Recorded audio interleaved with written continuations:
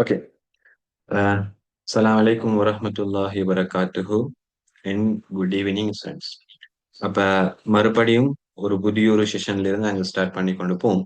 Already உங்களுக்கு unit 1யும் unit 2வையும் நாங்க full complete பண்ணினோம்.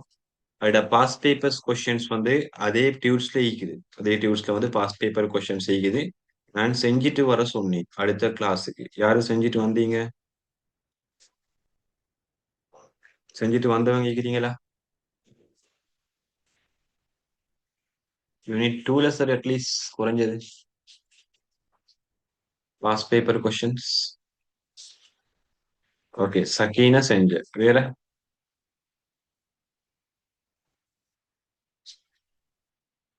சார் ட்ரை பண்ணி பார்த்தேன் சொல்ற. சங்கவி செஞ்ச. ஓகே. வேற? வேற யாரும் இல்ல அப்படியா?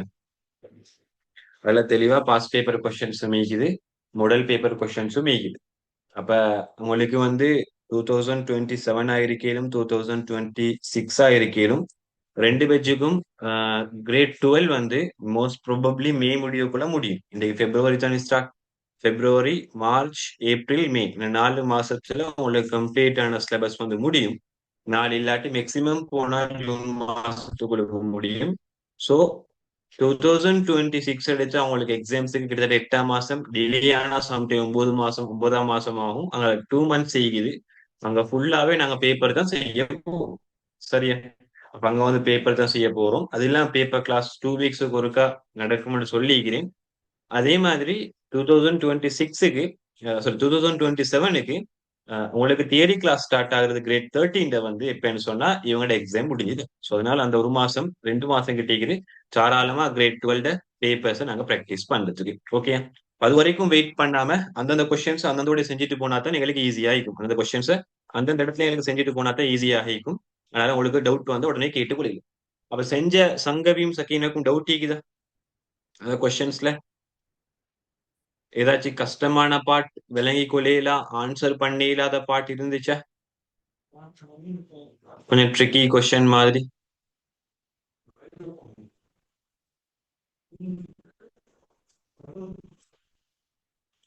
சகீனா என் சங்கவி.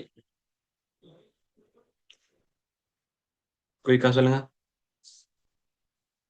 நீங்க செட் போடுறேன்டா எவ்ரி ஒன் போடுங்க. அப்படி இல்லாட்டி பிஎஸ் வித் வசீர் ரெண்டிக்கு அதுக்கு போடுங்க. மத்ததுக்கு நீங்க செட் போட்டா பார்த்துக்குள்ள கிடைக்காது. ஓகே. சங்கவிக்கு நோ எல்லாம் ஓகே. சஃபியா ஓகே. மத்தவங்க? சக்கீனா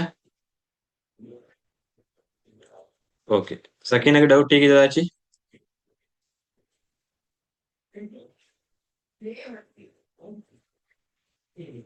ஓகே. அப்படி வேறு யார் சரி பாஸ் பேப்பர் கொஸ்டின் செஞ்சு டவுட் வந்து சொன்னா எனக்கு உடனே வாட்ஸ்அப் பண்ணுங்க. நான் இன்ஷால்லா செஞ்சு தரேன். சரி, உடனே வாட்ஸ்அப் பண்ணுங்க. நான் உங்களுக்கு அந்த பாஸ் பேப்பர் கொஸ்டின்ஸை சொல்லி தரேன். அப்ப பெரிசா உங்களுக்கு பாஸ் பேப்பர் கொஸ்டின் சீக்காது. இந்த யூனிட் 2ல எல்லாம் யூனிட் 1ல எல்லாம் பெரிசா பாஸ் பேப்பர் கொஸ்டின் சீக்காது.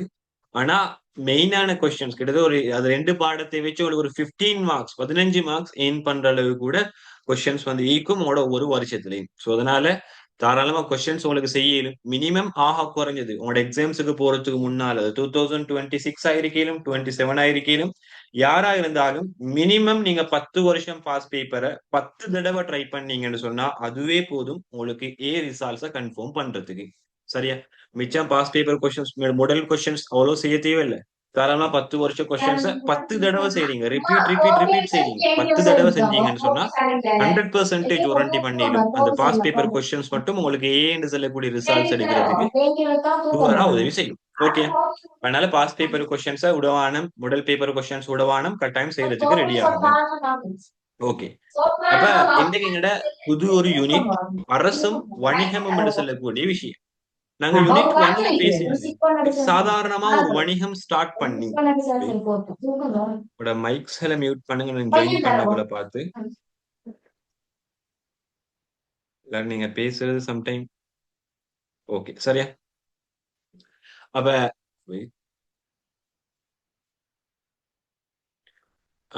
மைக்ஸ் நீங்க ஜாயின் பண்ணக்குள்ள மைக்ஸ் மியூட் ஆகிக்குதா அன்மியூட் ஆகிக்குதான்னு கொஞ்சம் பாருங்க. நான் சம்டைம் நீங்க பேசுறது போய் யூடியூப்ல விளங்கிடும். நீங்க சம்டைம் வீட்ல பேசுறது. ஓகே. சரியா? அப்ப நாங்க ஸ்டார்ட் பண்ண போற விஷயம் என்னன்னா, யூனிட் 1ல நாங்க ஜஸ்ட் பேசினது ஒரு பிசினஸ் எப்படி ஸ்டார்ட் பண்ற, எப்படி பிசினஸ சக்சஸ் ஆன வேல கொண்டு போற, ஒரு பிசினஸுக்கு யார் யாரோட சப்போர்ட் தேவை, ஒரு பிசினஸ் எப்படி தன்னோட சூழலை ஐடென்டிஃபை பண்ற, எப்படி அந்த சூழலை வச்சு தான் நீக்கிற சிச்சுவேஷனை வச்சு எப்படி அந்த பிசினஸ் சக்சஸ் ஆன பாத்துக்கு போற, சக்சஸ் ஆன ஒரு இடத்துக்கு போயிட்டு சேர்ற என்று செல்லத்துக்கான ஒரு டோட்டலான இன்ட்ரடக்ஷன் யூனிட் 1ல தந்தாங்க. சரியா? மொத்தமா நீங்க யூனிட் 1 அலசி ஆராய்ஞ்சா அந்த டோட்டலான நாலேஜ் உங்களுக்கு வரும். நீங்க ஜஸ்ட் ஒரு பிசினஸ் மேன் ஆகுறதுக்கு ஒரு இன்ட்ரடக்ஷன், ஒரு ஃபவுண்டேஷனான யூனிட் தான் யூனிட் 1. யூனிட் 2 என்ன சொல்லுதுன்னா சிம்பிளா, நீங்க யாராக இருந்தாலும் பரவாயில்ல. ஆனா உங்களுக்கு மக்கள்கிட்ட சப்போர்ட் தேவை. நீங்க யாராக இருந்தாலும் பரவாயில்ல. சம்டைம் ஜனாதிபதியோட புள்ளையா இருக்கீங்க, நோ ப்ராப்ளம். சம்டைம் நீங்க பெரிய ஒரு பணம் அச்சடிக்கிற சென்ட்ரல் பேங்க் ஆளுநரோட மகனா இருக்கீங்களும் பிரச்சனை இல்ல. நீங்க ஜனாதிபதியாகவே இருக்கீங்களும் பிரச்சனை இல்ல. நீங்க சென்ட்ரல் பேங்க் அதிபதியாகவே இருக்கீங்களும் பிரச்சனை இல்ல. நீங்க மொத்த உலகத்தினுடைய பணத்துக்கும் சொந்தக்காரா இருக்கீங்களும் பிரச்சனை இல்ல. நீங்க மனிதர்கள்ட சப்போர்ட் இல்லாம ஒரு பிசினஸ் ஸ்டார்ட் பண்ணோமே இல்ல, ஒரு பிசினஸ் ரன் பண்ணோமே இல்ல. அப்ப பிசினஸ் ஸ்டார்ட் பண்ணி ரன் ஆகுறதுக்கு மக்கள்கிட்ட சப்போர்ட் தேவை. மக்கள் உங்களுக்கு தொடர்ச்சியா சப்போர்ட் தரணுமெண்டா நீங்க சில ரெஸ்பான்சிபிலிட்டிஸ் அவங்களுக்கு செஞ்சே ஆகணும். அது மக்கள் என்ன வகையில எதிர்பார்க்கிறாங்களோ அந்த வகையில எந்த தரப்பினர்கள் எந்தெந்த இடத்துல இருந்து எதிர்பார்க்கிறாங்களோ அந்தந்த இடத்துக்கு அந்த தரப்பினர்களுக்கு நீங்க சரியான முறையில் உங்களோட பொறுப்புகளை நிறைவேற்றி ஆகணும். அப்படிப்பட்ட உங்களோட பொறுப்புகள் எப்படி, நீங்க யாருக்கு எந்த டைம்ல எப்படி நிறைவேற்றணும் சொல்லக்கூடிய கன்செப்ட தான் நீங்க யூனிட் 2ல படிச்சுப்பீங்க. அதுல மெயினான விஷயம் என்னன்னு சொன்னா, உங்களுக்கு தற்காலத்துல ஈக்கிறவங்கட மட்டும் இல்ல உங்களுக்கு பொறுப்பு. தற்காலத்துல ஈக்கிறவங்களுக்கு நீங்க என்னென்ன செய்யணுமோ அந்த பொறுப்புகள் எல்லாம் சமூக பொறுப்புன்னு தலைப்பு கீழே பேசிட்டு வந்தோம். ஆனா நீங்க தற்காலத்துல ஈக்கிறவங்களுக்கு மட்டும் இல்ல உங்களோட பிசினஸ் பொறுப்பு. எதிர்கால சந்ததியினருக்கும் உங்களோட பிசினஸ் சில பொறுப்புகளை நிறைவேற்றி ஆகணும். எதிர்கால சந்ததியினரும் உங்ககிட்ட இருந்து சில பொறுப்புகளை அவங்க எதிர்பார்ப்பாங்க. நீங்க அவங்களுக்கும் சில செட்டில் பண்ண வேண்டிய பொறுப்புகள் ஈக்குது. அந்த பொறுப்புக்கு தான் நாங்க சொல்ற நிலைபேறான அபிவிருத்தின்னு சொல்றோம். அந்த பொறுப்பை தான் நாங்க நிலைபேறான அபிவிருத்தி கீழால பேசிட்டு வந்தோம். அவங்களோட உரிமைகளையும் புறக்கணிக்காமிக்கிறது எங்களோட பொறுப்பு. சோ அப்படிப்பட்ட பொறுப்புகள் எப்படின்னு சொல்லி நிலைபேறான அபிவிருத்தியில செப்பரேட்டா நாங்க பேசிட்டு வந்தோம். சேம் டைம் எப்படி மனிதர்களுக்கு நாங்க பொறுப்பாக இருக்கிறோமோ, எப்படி நாங்க எங்களோட ஃபியூச்சருக்கு, அதாவது எதிர்கால சந்ததியினருக்கு, ஃபியூச்சர் ஜெனரேஷனுக்கு நாங்க எப்படி பொறுப்பாக இருக்கிறோமோ அதே மாதிரி எங்களோட அந்தந்த பிசினஸ் ஆக்டிவிட்டிஸுக்கும் கூட நாங்க பொறுப்பாக இருக்கணும். அதே நாங்க எத்திக்கலான முறையில சரியான முறையில பின்பற்றி வருவோம் என்று சொல்லிதான் எங்களோட 2.3 வணிக ஒழுக்க விழுமியம் என்று சொல்லக்கூடிய பாட்டுல நாங்க டிஸ்கஸ் பண்ணிட்டு வந்தோம். அப்ப இந்த இடத்துல எல்லாம் சொன்னது சிம்பிளா யூனிட் 2ல சொன்னது என்னடா, நீங்க தனியே பிரயாணம் செய்ய இயலா, நீங்க இன்னொருத்தரோட சேர்ந்து தான் பிரயாணம் செய்யணும். சோ பிரயாணம் செய்யக்குள்ள அவங்க கண்டினியூவா உங்களோட பிரயாணத்துக்கு வரணும் என்று சொன்னா, அவங்க கண்டினியூவா உங்களுக்கு பங்களிப்பு தரணும் என்றா, நீங்க எப்படிப்பட்ட பெர்சனாக இல்லாட்டி எப்படிப்பட்ட ஆளாக இல்லாட்டி எப்படிப்பட்ட நடவடிக்கைகளை மேற்கொள்ள ஓணும் என்றதுக்கான ஒரு சாராம்சத்தை தான் யூனிட் 2ல தந்துட்டு போனேன். சரியா? அப்ப யூனிட் 1 நீங்க பிசினஸ் ஸ்டார்ட் பண்றதுக்கான இன்ட்ரடக்ஷன். யூனிட் 2 நீங்க மக்களோடு எப்படி நடக்கணும், எப்படி உங்களோட பொறுப்புகளை நிறைவேற்றணும்ன்றதுக்கான இன்ட்ரடக்ஷன். அப்படின்னா யூனிட் 3 எங்களுக்கு என்னத்தை தாரான் அப்படின்னா அதோட ரிலேட்டிவான ஒரு கான்செப்ட் தான் தரணும். ஒன்று செவ்வாய் கிரகத்துல இருக்கிற பாடத்தையும் இன்னொன்று புதன் கிரகத்துல இருக்கிற பாடத்தையும் எல்லாம் உங்களோட டியூட்ல போட்டிக்குது, உங்களோட கைட்ல போட்டிக்கிறது. ஒன்றோடு ஒன்று ரிலேட்டிவ். ஆனா ஒன்று இல்லாம இன்னொன்று படிக்கையிலும், ஆனா ஒன்றுக்கும் ஒன்றுக்கும் இடையில என்னோட டச் ஒன்று இருக்குது. அந்த அடிப்படையில கிரேட் சாரி யூனிட் 3 என்னது சொல்றான்னு சொன்னா, நீங்க மக்கள்கிட்ட சப்போர்ட் எடுத்து வாழ்ந்தீங்க, உங்களோட பிசினஸ் மக்கள்கிட்ட சப்போர்ட் எடுத்து பிரயாணம் செஞ்சுச்சு. ஆனா அவங்க எல்லாத்தையும் விட பவர்ஃபுல்லான ஒரு சப்போர்ட் உங்களுக்கு தேவை. அவங்களோட சப்போர்ட்டையும் விட பவர்ஃபுல்லான ஒரு சப்போர்ட் தேவை. சமூக பொறுப்புல நல்லா வச்சுக்கோங்க. நாங்க பேசினது எங்களே சூழக்கூடிய மக்கள் மட்டும்தான். எங்களுக்கு சூழக்கூடிய மக்களை மட்டும்தான் நாங்க சமூக பொறுப்புகளுக்கு உள்ளடக்கினோம். ஆனா இவரையும் தாண்டி அந்த மக்களையும் கண்ட்ரோல் கொண்டு வரக்கூடிய உங்களோட பிசினஸ், இந்த பார்ட்டி இல்லைன்னு சொன்ன, இந்த ஆள் இல்லைன்னு சொன்னா மூவ் ஆகுறதே சந்தேகமாக ஈக்கக்கூடிய உதாரணமா எங்களுக்கு நாங்க உலகத்துக்கு வாரத்துக்கு பெற்றோர் இல்லாட்டி நாங்க உலகத்துக்கு வாரதே சந்தேகம். அதே மாதிரி தான் உங்களோட பிசினஸ் ஃபியூச்சருக்கு போகணும் என்றா, உங்களோட பிசினஸ் கண்டினியூஸா நடக்கணும் என்றா, இந்த நான் இப்ப செல்லக்கூடிய பார்ட்டி இல்லாம, அந்த செல்லக்கூடிய தரப்பினர் இல்லாம உங்களோட பிசினஸ் ஈக்கிறதே சந்தேகம் தான். சோ அப்படிப்பட்டவங்களை பத்தி தான் இந்த யூனிட் 3ல பேசுறான். அப்படிப்பட்டவங்க யாரு, அவங்க எப்படி எப்படி அந்த அளவுக்கு இம்பார்ட்டன்ட் எங்களுக்கு தாராங்க, எப்படி நாங்க அவங்களுக்கு ரிட்டர்ன் கொடுக்கிறது, அவங்களுக்கு கொடுக்க வேண்டிய சமூக பொறுப்புகள் என்ன என்றதான் ஷார்ட் அண்ட் ஸ்வீட்டா இந்த யூனிட் 3ல ஃபுல்லாகவே பேசியிருக்கிறான். அதைத்தான் நாங்க சொல்றோம். அந்த பார்ட்டிக்கு தான் நாங்க சொல்றோம். அந்த தரப்பினருக்கு தான் நாங்க சொல்றோம். அரசு என்று சொல்றோம். கவர்மெண்ட் சொல்றோம். சோ அப்படிப்பட்ட அரசுக்கும் எங்களுக்கும் இடையில் இருக்கக்கூடிய விஷயம் தான் நாங்க ஸ்பெஷலாகவே பேசுறோம். இதே விஷயத்த இதே அரசுக்கு செய்ய வேண்டிய பொறுப்புகளை டைரக்டா சமூக பொறுப்புல எங்களுக்கு பேசி பேசி யூனிட் சமூக பொறுப்புல 4 தரப்பினருக்கு தானே நிறைவேற்ற வேண்டிய தரப்பினர்கள். ஒன்று முதலீட்டாளர்கள், நுகர்வோர்கள், அதே மாதிரி பொதுமக்களும் சூழலும், அதே மாதிரி ஊழியர்கள்.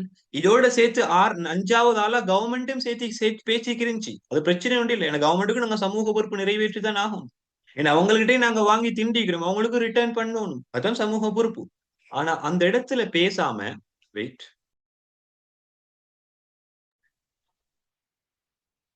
அந்த இடத்துல பேசாம நாங்க ஸ்பெசிபிக்கா இன்னொரு இடத்துல பேசுறதுக்கு ரீசன், அவங்களையும் விட இவரு கொஞ்சம் ஆள் பவர் கூட, அவங்களையும் விட இவரு கொஞ்சம் சப்போர்ட்டிவ் கூட, அவங்களையும் விட இவங்களுடைய அந்த இடம் பவர்ஃபுல்லாக இருக்குது. இதனாலதான் நாங்க இவர் ஸ்பெசிபிக்கா தனிய ஒரு ஆளா எடுத்து பேசுறோம். அப்படிப்பட்ட ஆள் தான் அரசுன்னு சொல்லக்கூடிய ஆள்.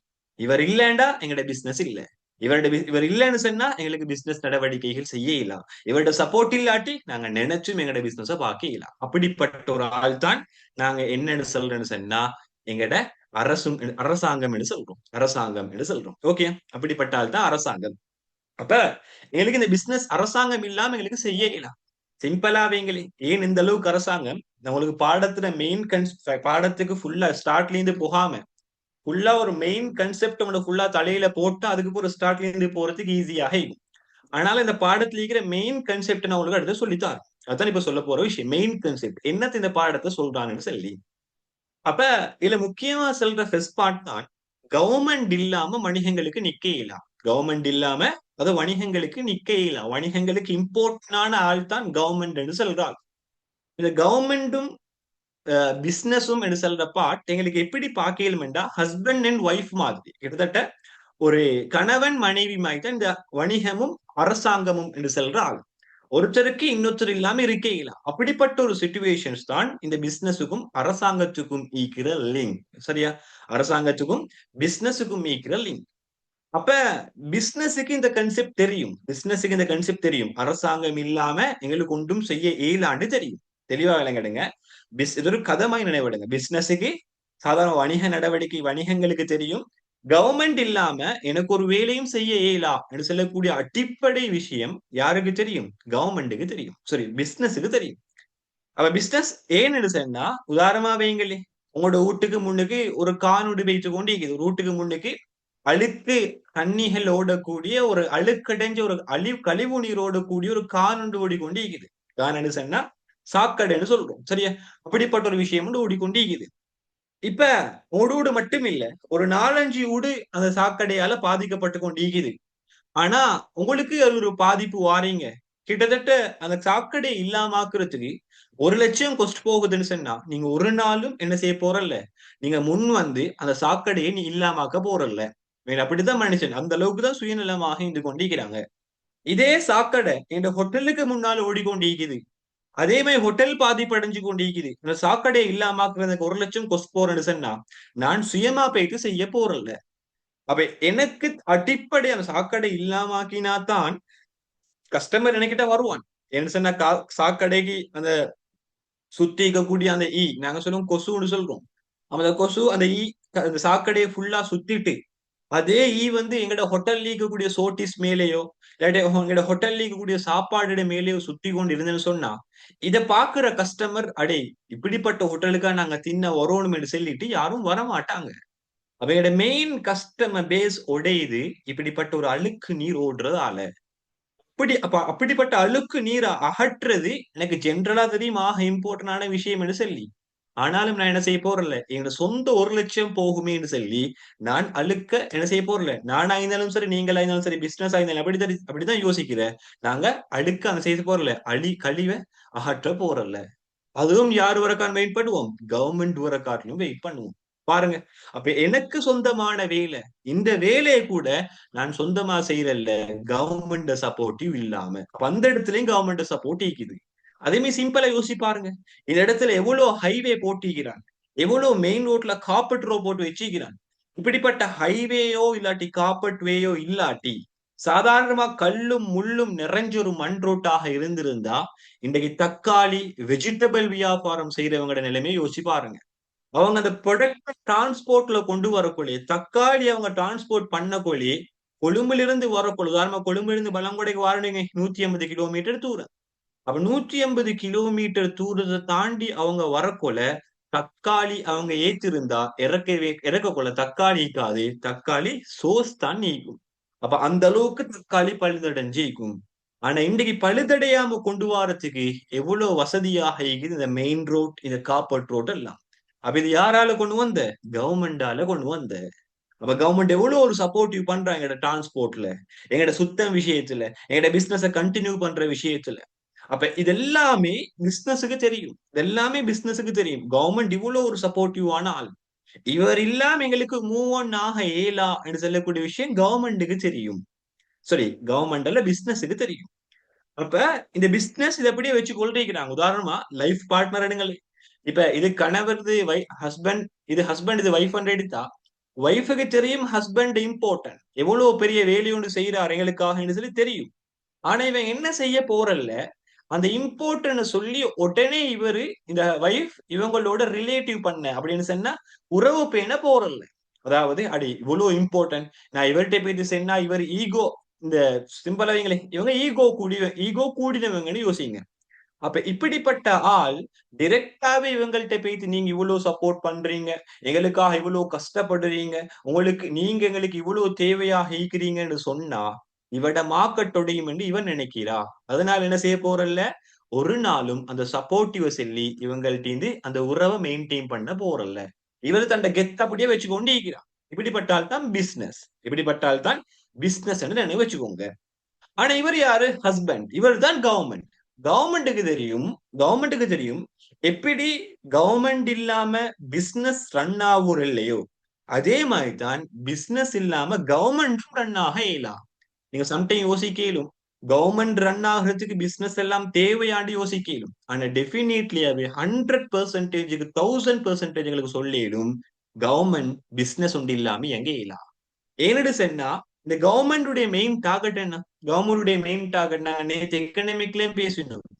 கவர்மெண்ட் மெயின் டார்கெட் என்னன்னா வேலை வாய்ப்புகளை உருவாக்கணும். நாட்டுல 100 பேர் இருக்கிறன்னா 100 பேரும் வேலை வாய்ப்பு கொண்டு வரணும். அதே மாதிரி நாட்டுல உற்பத்திகளை கூட்டணும். அதே மாதிரி நாட்டுல பொருளாதார நிலைமையில செல்வந்த நிலைமைக்கு நாட்டை கொண்டு வரணும். இதெல்லாம் அந்த கவர்மெண்ட்டுக்கு இருக்கிற டார்கெட். ஆனா அந்த டார்கெட்டுக்கு கவர்மெண்டாக மட்டும் செப்பரேட்டா ட்ரை பண்ணினா ஒரு நாளும் அடையலாம். தனியொரு பிரைவேட் செக்டர்ட இல்லாட்டி ஒரு பிசினஸ்ல சப்போர்ட் இல்லாம இவர் 100 வருஷம் ட்ரை பண்ணினாலும், கவர்மெண்ட் தண்ட சுய சுய உழைப்புல 100 வருஷம் ட்ரை பண்ணினாலும் ஒரு நாளும் அந்த இலக்குகளை அடைச்சு முடிச்சே இயலாம். இப்ப இந்த இடத்துல அந்த இலக்குகளை அடையிறதுக்கு சப்போர்ட் பண்ற ஆள் தான் யாரு? பிசினஸ். வேலை வாய்ப்பு கொடுத்து பொதுமக்களுக்கு வேலை வாய்ப்பு கொடுத்து இவரோட நோக்கத்தை அடையிறதுக்கு சப்போர்ட் பண்ணுவாரு. நாட்டுல உற்பத்திகளை கூட்டி இவரோட நோக்கத்தை அடையிறதுக்கு சப்போர்ட் பண்ணுவாரு. நாட்டுல மக்களோட வருமான மட்டங்களை கூட்டி இவரோட நோக்கத்தை அடையிறதுக்கு சப்போர்ட் பண்ணுவாரு.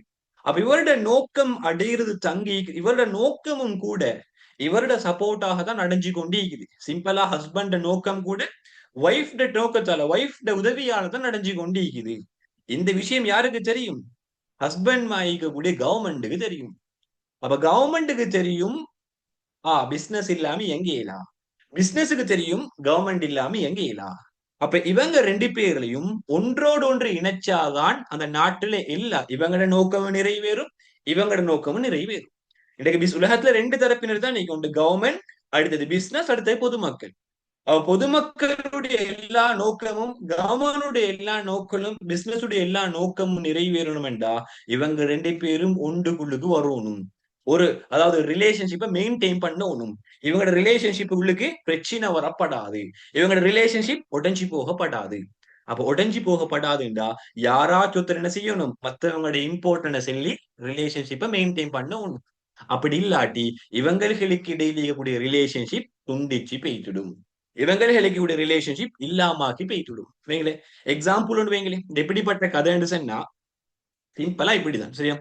நீங்க எப்படி விலங்கடிப்பீங்களோ சரி, பட் இது பாடத்தோட தேவைனால எக்ஸாம்பிளுக்கு சொல்றேன். சரியா? இப்ப நான் சொன்ன மாதிரி அந்த பிசினஸ் தான் யாரு? உமன். பிசினஸ் தான் உமன், அந்த கேர்ள். சரியா?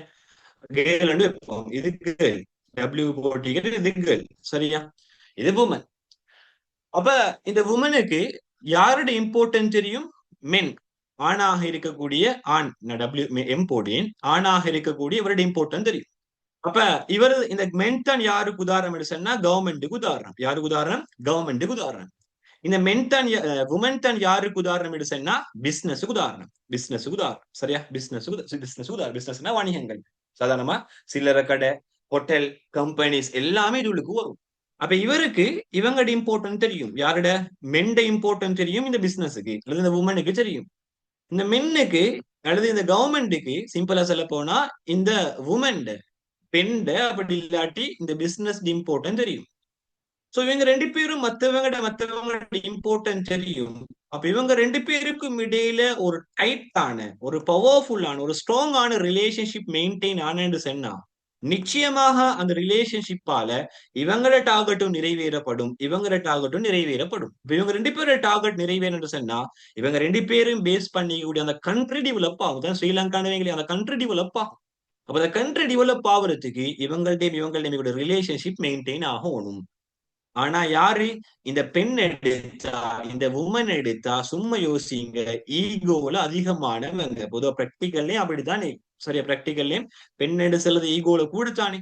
அப்ப ஈகோல இவங்க அதிகமாக இருக்கும். இவங்க டிரெக்டா வந்து இவங்கள்ட்ட சொல்றல்ல, இந்த மென்னிக்கிட்ட சொல்றல்ல, நீங்க எனக்கு இம்பார்ட்டன்ட், நீங்க இல்லாம எனக்கு வாழையிலா, உங்களோட சப்போர்ட் இல்லாம எனக்கு மூவ் ஆகலா, நீங்க இருக்கிறதுனால தான் நான் இவ்வளவு தூரம் வந்தேன், இதுக்கு புறகும் போறதுக்கு நீங்க தேவைன்னு சொல்லி வாயை திறந்து செல்றல்ல யாரு? இந்த உமன். அல்லது சிம்பிளா சொல்ல போனா பிசினஸ். ஏன்னா அவங்க அப்படித்தான் அவங்களோட மெயின்டைன் பண்ணுவாங்க. இது சிம்பிள் ஒரு கதை உண்மை சொல்றேன். சரியா? மெயின்டைன் பண்ணுவாங்க. ஆனா மென்னுக்கு அதை செல்லாம இருந்தா அவரும் கெத்த மெயின்டைன் பண்ணுவாருன்னு சொன்னா நீங்க இல்லாம வாழையில, உங்களோட சப்போர்ட் இல்லாம எங்களோட இலக்குகள் நிறைவேற இல்ல, நீங்க ஈக்கிறனால தான் இவ்வளவு தூரம் வந்துச்சு, இதுக்கு புறகும் போகணும் வேண்டாம், உங்களோட சப்போர்ட் தேவை என்று சொல்லி மென்னும் விலங்கெடுத்து அந்த கவர்மெண்ட்டும் விலங்கெடுத்து அந்த விஷயத்தை போய் இவங்களோட சொல்லி உறவண்ட உருவாக்காம இவரும் ஈகோல இருந்திருந்தன்னு சொன்னா இவங்க ரெண்டு பேருக்கும் மிகக்கூடிய ஸ்ட்ராங்கான ரிலேஷன்ஷிப் இல்லாம போயிட்டு சம்டைம் ஃபாரின் செக்டர் யாராச்சும் வெளியில இருந்து வந்தா அவரு வந்து ஏதாச்சும் ஒரு தடங்களை போட்டு இவரோட ரிலேஷன்ஷிப்பை மெயின்டைன் பண்ணுவாரு. இவரோட ரிலேஷன்ஷிப்பை மெயின்டைன் பண்ணுவாரு. அப்ப இவருக்கு ரிலேஷன்ஷிப் விஷயம் இல்லாம போய்த்துடும். சரியா? ரிலேஷன்ஷிப் விஷயம் இல்லாம போய்த்துடும். இதுதான் நடக்கிற விஷயம். பிராக்டிக்கல் அப்படித்தானே. சாதாரணமா ரெண்டு பேர் விரும்புறான்னு சொன்னா இவங்க மற்றவங்க விரும்புறத பத்தி சொல்லலாட்டி சம்டைம் ரெண்டு பேரும் விரும்புற விஷயத்த சொல்லிடாட்டி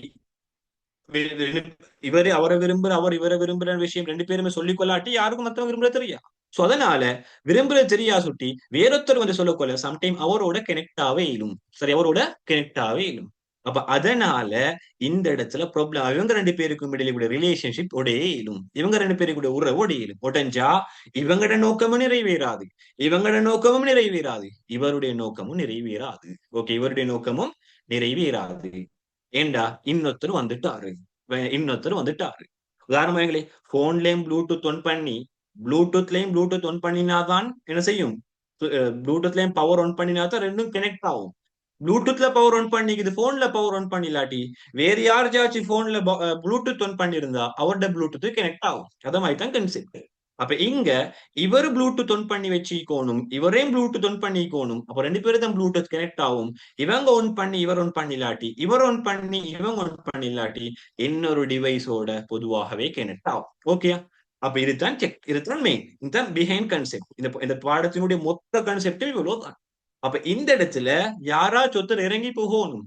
இறங்கி போற ஆள் யாருன்னு சொன்னா இந்த இடத்துல மென்னாக தான் நீப்பாங்க. யாரு? மென். ஒரு ஆணாக தான் நீப்பாங்க. பொதுவா ரிலேஷன்ஷிப்லயும் ஆண் தான் இறங்கி போவாங்க. அப்ப இதே மாதிரி இந்த இடத்துலயும் மென்னாக தான் நீப்பாங்க, ஒரு இறங்கி போற ஆளா.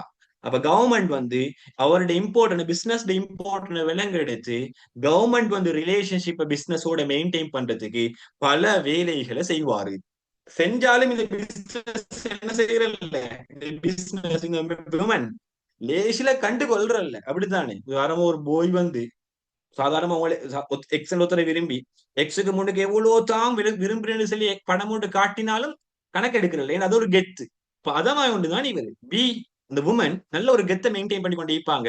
இவரே அந்த காட்டுற கலசெல்லாம் காட்டும் வரைக்கும் காட்டி முடிஞ்ச பிறகு 2 பேரும் கனெக்ட் ஆகுவாங்க.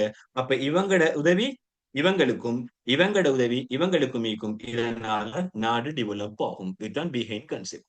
இத பத்தி பேசுற கான்செப்ட் தான் இது. இதுதான் இவங்களுக்கும் இவங்களுக்கும் ஈக்கிற உறவு. இதுக்குதான் நாங்க சொல்ற அரசும் வணிகமும் இந்த பாடத்துக்கு தான் பேர் வச்சிருக்கிறோம். இல்லாட்டி பேர் வச்ச தேவையில்லை இப்படி ஒரு பாடம்.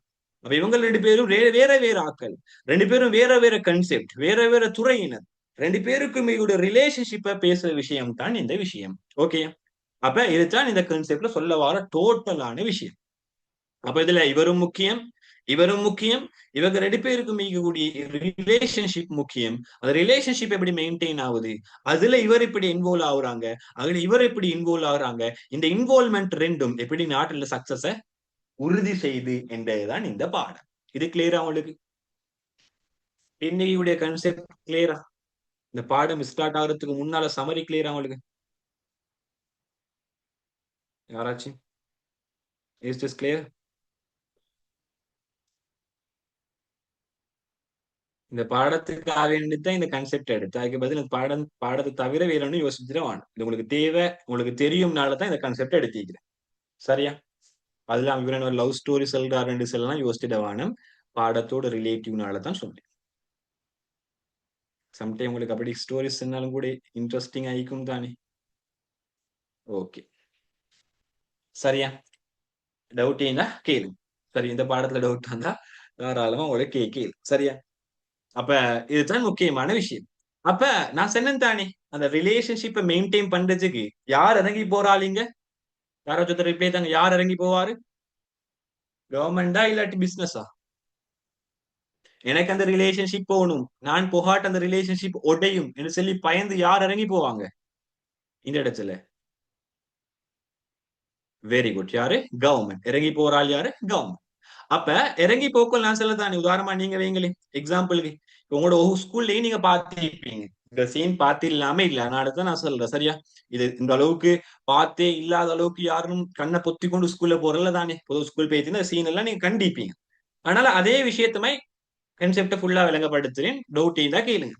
அப்ப இந்த கவர்மெண்ட் என்ன செய்யறான்னு சொன்னா, கவர்மெண்ட் நாங்க ஜிஎன்டு போட்டோம். கவர்மெண்ட் கவர்மெண்ட் வந்து பிசினஸ் இம்பார்ட்டன்ட் விளங்கியாச்சு. இப்ப பிசினஸ் எப்படி ஆச்சு? ரிலேஷன்ஷிப்புக்குள்ள கொண்டு வருவோம். அது அல்டிமேட்டான டார்கெட். ஃபர்ஸ்ட் இதை விட ரிலேஷன்ஷிப்புக்குள்ள கொண்டு வருவோம். அப்புறம் நாளட கோலுக்கு 2 பேரும் சேர்ந்து வேலை செய்வோம். வெயிட், அதான் சொல்லுங்க, நான் முடிஞ்சோன்னு ஸ்டார்ட்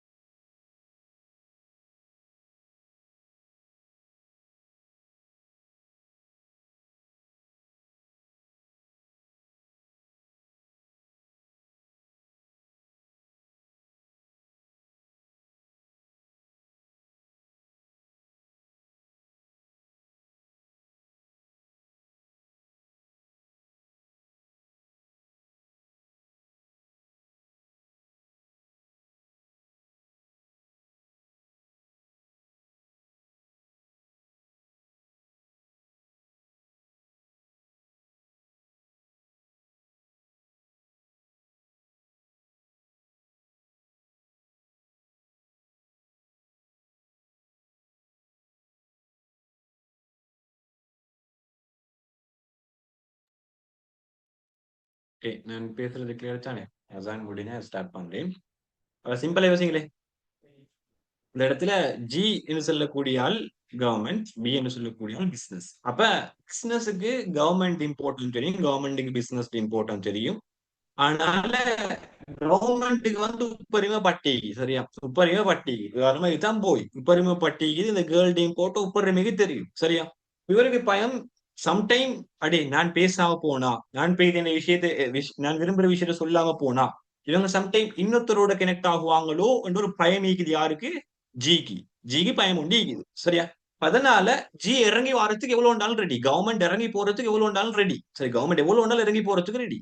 ஆனா பிசினஸ் அந்த அளவுக்கு ரெடி உண்டு இல்ல. ஏன்னா பிசினஸ் பொதுவா தண்ட மானத்தை, தண்ட டீசென்ட, தண்ட ரெஸ்பெக்ட் மெயின் பண்றாங்க தான் இந்த பி பிசினஸ் சொல்ற உமன் சரியா.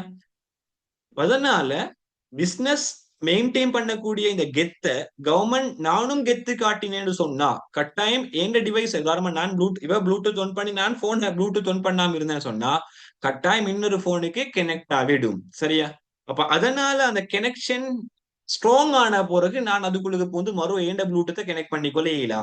சோ அதனால அதுக்கு முன்னாலேயே நான் இறங்கி போவோம்னு சொல்லி இவர் இறங்கி போவாரு. இந்த சுச்சுவேஷன்ஸ் எல்லாம் நீங்க ஸ்கூல்லையும் பார்த்திருப்பீங்க, இதுக்கு போற ஃபியூச்சர்ல யூனிவர்சிட்டிஸ்ல நிறைய பார்க்கறதுக்கு இருப்பீங்க, நிறைய விஷயங்களை கண்டும் மீப்பீங்க, பிராக்டிக்கலா நடந்தும் மீக்கும் சரியா.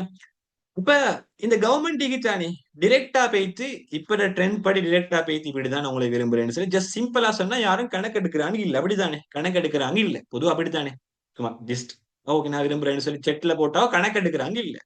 சோ கணக்கெடுக்க வைக்கிறதுக்கு திரும்பி பார்க்க வைக்கிறதுக்கு இவர் என்ன செய்யணும், கொஞ்சம் கலர்ஸ் கொஞ்சம் காட்டணும் அப்படித்தானே, கலர்ஸ் கொஞ்சம் காட்டணும். அந்த கலர்ஸ் எப்படி இருக்கணும் சொன்னா இவங்களுக்கு விலங்கெடுக்கணும். இது ஃபுல்லா இந்த பாடத்துல வாரதுதான் நான் சொல்றேன், எக்ஸ்ட்ரா ஒரு விஷயமும் சொல்லல, உங்களுக்கு இன்னும் கிளியர் ஆகுறதுக்கு ஒரு எக்ஸாம்பிளோட சொல்றேன் சரியா. அப்ப இவரு கொஞ்சம் கலர்ஸ் கொஞ்சம் காட்டணும். அந்த கலர்ஸ் எப்படி ஈக்கணும்னு சொன்னா இவங்க ரிட்டர்ன் திரும்பி பாக்குற அளவுக்கு ஈக்கணும். பார்க்கவே போராத ஒரு கலர்ஸாக இருந்தா இவனுக்கு ஒரு பைத்தியம் ஆகிக்குது அப்படின்னு சொல்லி விளங்குற மாதிரி ஒரு கலர்ஸ் காட்டினேன்னு சொன்னா மறுவா கேஸ் க்ளோஸ், ஈக்கதும் இல்லாம போயிட்டு. அப்ப கேஸ் க்ளோஸ் ஆகாம கண்டினியூ பண்ணணும் வேண்டா இவர் காட்டுற கலர்ஸ், இவர் காட்டுற ஆக்டிவிட்டிஸ், இவர் செய்யற வேலைகள் எல்லாம் இவங்களை திரும்பி பார்க்க வைக்கணும். வச்சாதான் ப்ளூடூத் கனெக்ட் ஆகுறதுக்கு சந்தர்ப்பம் அமையும், இல்லாட்டி இன்னொரு டிவைஸோட கனெக்ட் ஆகி போகும். சோ அப்படிப்பட்ட ஒரு சிச்சுவேஷன்ல தான் இவர் இருக்கிறார் யாரு, இந்த கவர்மெண்ட். சோ கவர்மெண்ட் என்ன செய்யறாருன்னு சொன்னா இதுக்கு தண்டை வேலையை உடைச்சு கொள்றாரு. இப்ப கலச காட்டணும் தானே, கெத்த காட்டணும் தானே, கெத்த காட்டுறதுக்கு தண்ட வேலையை மூணா உடைச்சு கொள்வாரு. உதாரணமா அப்படி ஸ்கூல்ல நீங்க யாரும் சரி கண்டிக்கிறீங்கன்னு சொன்னா அவரோட டைமை மூணா உடைச்சு கொள்வாரு. ஒன்று ஸ்கூல் போக்கல கொஞ்சம் வித்தியாசமான கலர் சொண்டு காட்டுவோம், ஸ்கூல் போக்கல ஒரு வித்தியாசமான கலர் சொண்ட காட்டுவோம். அப்படி இல்லாட்டி ரெண்டாவது சந்தர்ப்பம் ஸ்கூலுக்கு வரப்போல இன்னொரு கலர்ஸ் வந்து காட்டுவோம். எங்களோட ஸ்கூல் அப்படி கொஞ்சம் கேசஸ் இருந்துச்சு. ஸ்கூல் போக்கோல ஒரு விதமான கலர்ஸ், ஸ்கூல் விட்டு வரக்குள்ள இன்னொரு விதமான கலர்ஸ், மறு பிரைவேட் கிளாஸ் போக்கோல இன்னொரு விதமான கலர்ஸ் கலர்ஸ் சாட்டர்டே சண்டே பொதுவா பிரைவேட் கிளாஸ் இருக்கும் தானே. சோ அதுக்கு ஒரு வித்தியாசமான கலர்ஸை காட்டுறது. இப்படி மூணு வகையா தண்ட கலர்ஸ் டைப்பை இல்லாட்டி தான் அந்த வேலையை செய்யறதுக்கு தண்ட வேலையை மூணாக உடைச்சு கொள்வாங்க. அப்ப அப்படி கவர்மெண்ட் என்ன செய்வாங்கண்டா தான் தேவைன்றதை காட்டுறதுக்கு, நான் இல்லாம பிசினஸ் இயங்க ஏலான்றதை காட்டுறதுக்கு தன் ஆக்டிவிட்டிஸ மூணாக உடைச்சு கொள்வாங்க. மூணு பேரை மூணாக உடைச்சு கொள்வாங்க. அதுல ஒன்றுதான் மத்திய அரசு, அதுல ஒன்றுதான் மாகாண சபை, அதுல ஒன்றுதான் உள்ளூராட்சி நிறுவனம் சரியா. மத்திய அரசு சென்ட்ரல் கவர்மெண்ட், மாகாண சபை ப்ரொவின்சியல் கவர்மெண்ட், அதே மாதிரி உள்ளூராட்சி மன்றம் நாங்க சொல்லுவோம் யூசின்னு சொல்லுவோம், ஆபன் கவுன்சில், ஆபன் கவுன்சில்னு சொல்லுவோம். அப்ப இப்படி மூணாக தண்ட ஆக்டிவிட்டிஸை டிவைட் பண்ணி என்ன செய்வாங்கண்டா கலர்ஸ் கொஞ்சம் காட்டுவாங்க இந்த பி ரிட்டர்ன் திரும்பி பாக்குறதுக்கு. அப்படி செஞ்சும் காட்டாட்டி இனி அது பிரச்சனை இல்லை. இப்படி செஞ்சும் காட்டாட்டி மறு ரெண்டு பேரும் ஒரு நாளும் கனெக்ட் ஆகுறல்ல. வேணா செஞ்சும் காட்டாட்டி கனெக்ட் ஆகும். அப்படி செஞ்சும் காட்டா திரும்பாட்டி அர்த்தம் என்னண்டா இந்த மூணு வகையான கலசையும் காட்டி இவங்க திரும்பாட்டி அர்த்தம் என்னன்னு சொன்னா இவங்களுக்கு எங்கட மேல எந்த ஒரு தேவையும் இல்லைன்றதுதான் அர்த்தம். அவ பிசினஸ் இந்த மூணு ஆக்டிவிட்டிஸையும் செஞ்சு பிசினஸ் காட்டுற இந்த கவர்மெண்ட் இந்த மூணு ஆக்டிவிட்டிஸை செஞ்சு பிசினஸ் காட்டுற நான் யாருன்னு சொல்லி காட்டியும் பிசினஸ் என்னை ரிட்டர்ன் திரும்பி பார்க்காட்டி என்னோட உறவுண்ட மெயின்டைன் பண்றதுக்கு அவங்களும் ஒரு பாதை ஸ்டெப்ஸ் எடுத்து முன்னுக்கு வராட்டி கவர்மெண்ட் விலங்கெடுக்கணும் இவனுக்கு நாங்க இதுக்கு போறோம் தேவையில்ல. அப்ப வேறொரு பிசினஸ சப்போர்ட்டிவ் பார்க்கணும், இந்த பிசினஸ் செட் ஆவாட்டி இன்னொரு பிசினஸ் பார்க்கணும். அப்ப அப்படிப்பட்ட நடவடிக்கையை தான் கவர்மெண்ட் செஞ்சு கொண்டு இருப்பாங்க. ஓகே, இந்த இடத்துல நான் சொன்ன மாதிரி மார்னிங்க்கு ஒரு கலர்ஸ் உதாரணமா மார்னிங் வைங்களே, எங்களோட ஸ்கூல் அப்படி ஒரு போயின்னு இருந்தார். மார்னிங் வந்து அவர் நல்ல சல்லி, நல்ல சல்லி உப்பரிமை கோடீஸ்வரனான ஒரு பொடியன் எங்கட வச்சு தான் சரி, உப்பரிமை கோடீஸ்வரனான பொடியன் நினைவு வந்ததுனால உங்களுக்கு அந்த எக்ஸாம்பிள் சொல்றேன். மார்னிங்கோட என்ன செய்வான்னு சொன்னா வாப்பட கார் எடுத்துட்டு வருவாரு ஸ்கூலுக்கு. வாப்பட கார் எங்க ஸ்கூல்ல வந்து எங்களுக்கு எலவுட் இருந்துச்சு, அதாவது ஸ்கூலுக்குள்ளுக்கு எடுத்துட்டு வரையில ஸ்கூலுக்கு வெளியே வந்து செக்யூரிட்டி ரூமுக்கு முன்னால வாகனத்தை பார்க் பண்ணி வைக்கலும். ஸ்கூலுக்கு எனக்கு லைசன்ஸ்ல தானே அண்டர் 18 தானே ஸ்கூல், அட்வான்ஸ் லெவல் டைம்ல ஓ லெவல் டைம்ல நினைக்கிறேன் அந்த 16 வயசு நீக்கும் சரியா. அப்ப வாப்பட கார் எடுத்துட்டு வருவாரு, வாப்பாவும் இனி அலோட் பண்ணிக்கிறார், சம்டைம் அப்பா வந்து வேலை செஞ்சுக்கலாம் சரியா. அப்ப கார் எடுத்துட்டு வருவார். அப்ப கார் எடுத்து வந்துட்டு எனக்கு ஒரு கெத்த வந்து காட்டுறா, கார்ல வந்திருக்கிறேன், இதுக்கு போற ஏசி கார்ல தான் உங்களுக்கு போகவாகும் சொல்லி காட்டுறதுக்காக வேண்டி கார் எடுத்துட்டு வருவாரு. அப்ப கார் எடுத்துட்டு வந்து முன்னுக்கு கலசா பிரேக் எல்லாம் அடிச்சு சுத்தி வளைச்சு சும்மா அவரோட காரை ஃபுல்லா ட்ரெண்ட் பண்ணி காட்டுவார். இப்போ ஸ்கூல் விடக்கோல சம்டைம் அவங்க பொடியும் வளமையா ஸ்கூல் விடத்துக்கு ஹாஃப் அன் அவருக்கு போது பெய்த்துடுவாங்க. ஸ்கூல் வரைக்கும் ஹாஃப் அன் அவருக்கு போது எப்படியாச்சும் பாஞ்சு கிஞ்சாச்சு பெய்த்துடுவாங்க. எங்களோட ஸ்கூல் ஃபுல்லா முந்தி தாப்பாடிச்சிக்கல, ஃபுல்லாவே வேலி தான். நாங்க எங்களை பாஞ்சாலும் விளங்காது சரியா. நாங்க அட்வான்ஸ் லெவல் டைம்ல 2 பாடத்துக்கு போவோம், டாப்பா மார்க் பண்ணுவோம், பாஞ்சு வருவோம். அதனால மாற்றுறது இல்ல, மாட்டினா மறுபடியும் முடிஞ்சு மாட்டும் வரைக்கும் பாஞ்சு வருவோம். அப்ப அப்படி ஹாஃப் அவருக்கு முன்னால பாஞ்சு வந்துடுவான். வந்துட்டு மறு ஊட்டி போய் காரை வச்சுட்டு மறு என்ன செய்வான், பைக் எடுத்துட்டு வருவான். பைக் எடுத்துட்டு வருவான். பைக் எடுத்துல கார்ல வந்து எல்லா இடத்துக்கும் போட்டு போட்டு புகையில தானே உள்ளுக்கெல்லாம். இப்ப கார் வந்து டீசெண்டா நட் ரோட்ல மட்டும்தான் புகையில, மெயின் ரோட்ல முடுக்கு ரோட்ல எல்லாம் புகையில. சோ அந்த கேர்ள்ட விட முடுக்கு ரோட்டுக்கு உள்ளுக்கு போகணும் சுட்டி பங்கினி ஒரு கலர் ஒன்று காட்டுறதுக்கு பைக் எடுத்துட்டு வருவான். கலர்ஃபுல்லான பைக் ஒன்று எடுத்து நல்லா கலர்ஸா ட்ரெஸ் பண்ணிட்டு பின்னுக்காலே வட்டை ஒன்று அடிச்சு வருவான். அடிச்சு முடிஞ்சு மறு ஈவினிங் கிளாஸ் இல்லாட்டி பிரைவேட் கிளாஸுக்கு இன்னொரு வெஹிக்கல்ல வருவான். இப்படி 3 விதமான கலர்ஸ காட்டிதான் கடைசிக்கு அவ ஃபுல்லா அட்ராக்ஷன் பண்ணி திரும்ப வச்சு இப்ப மாரி பண்ணி முடிஞ்சு சரியா. அந்த அளவுக்கு அட்ராக்ஷன் பண்ணி ஃபைனலா done, done complete, mission complete.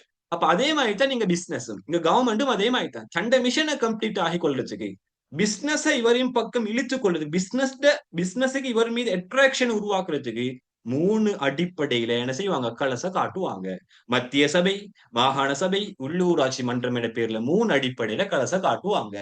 அதுல 3 அடிப்படை, மூணு மூணு மூணு சந்தர்ப்பம். முதலாவது சந்தர்ப்பம் ஸ்கூல் போகல, ரெண்டாவது சந்தர்ப்பம் ஸ்கூல் விடக்கொல, மூணாவது சந்தர்ப்பம் பிரைவேட் கிளாஸ். அது மாதிரி 3 சந்தர்ப்பம் தான் இது.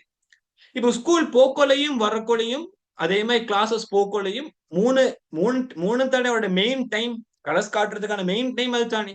அப்ப அந்த 3 டைம்லையும் 6 விதமான கலர்ஸை காட்டுவாரு. 6 விதமான கலர்ஸ் அட்ராக்ஷன் உருவாக்குறதுக்கு 6 விதமான கலர்ஸ் காட்டுவாரு. அதே மாதிரி கவர்மெண்டும் இந்த 3 அடிப்படையிலையும் கலச காட்டுறதுக்கு 3 அடிப்படையிலான கலச 6 டைப்ல 6 டைப்ல தந்த கலசை வெளிப்படுத்துவாரு. எதுக்காக வேண்டி, பிசினஸ் நான் இல்லாம இருக்கேலா என்றதை உறுதிப்படுத்துறதுக்காக வேண்டி.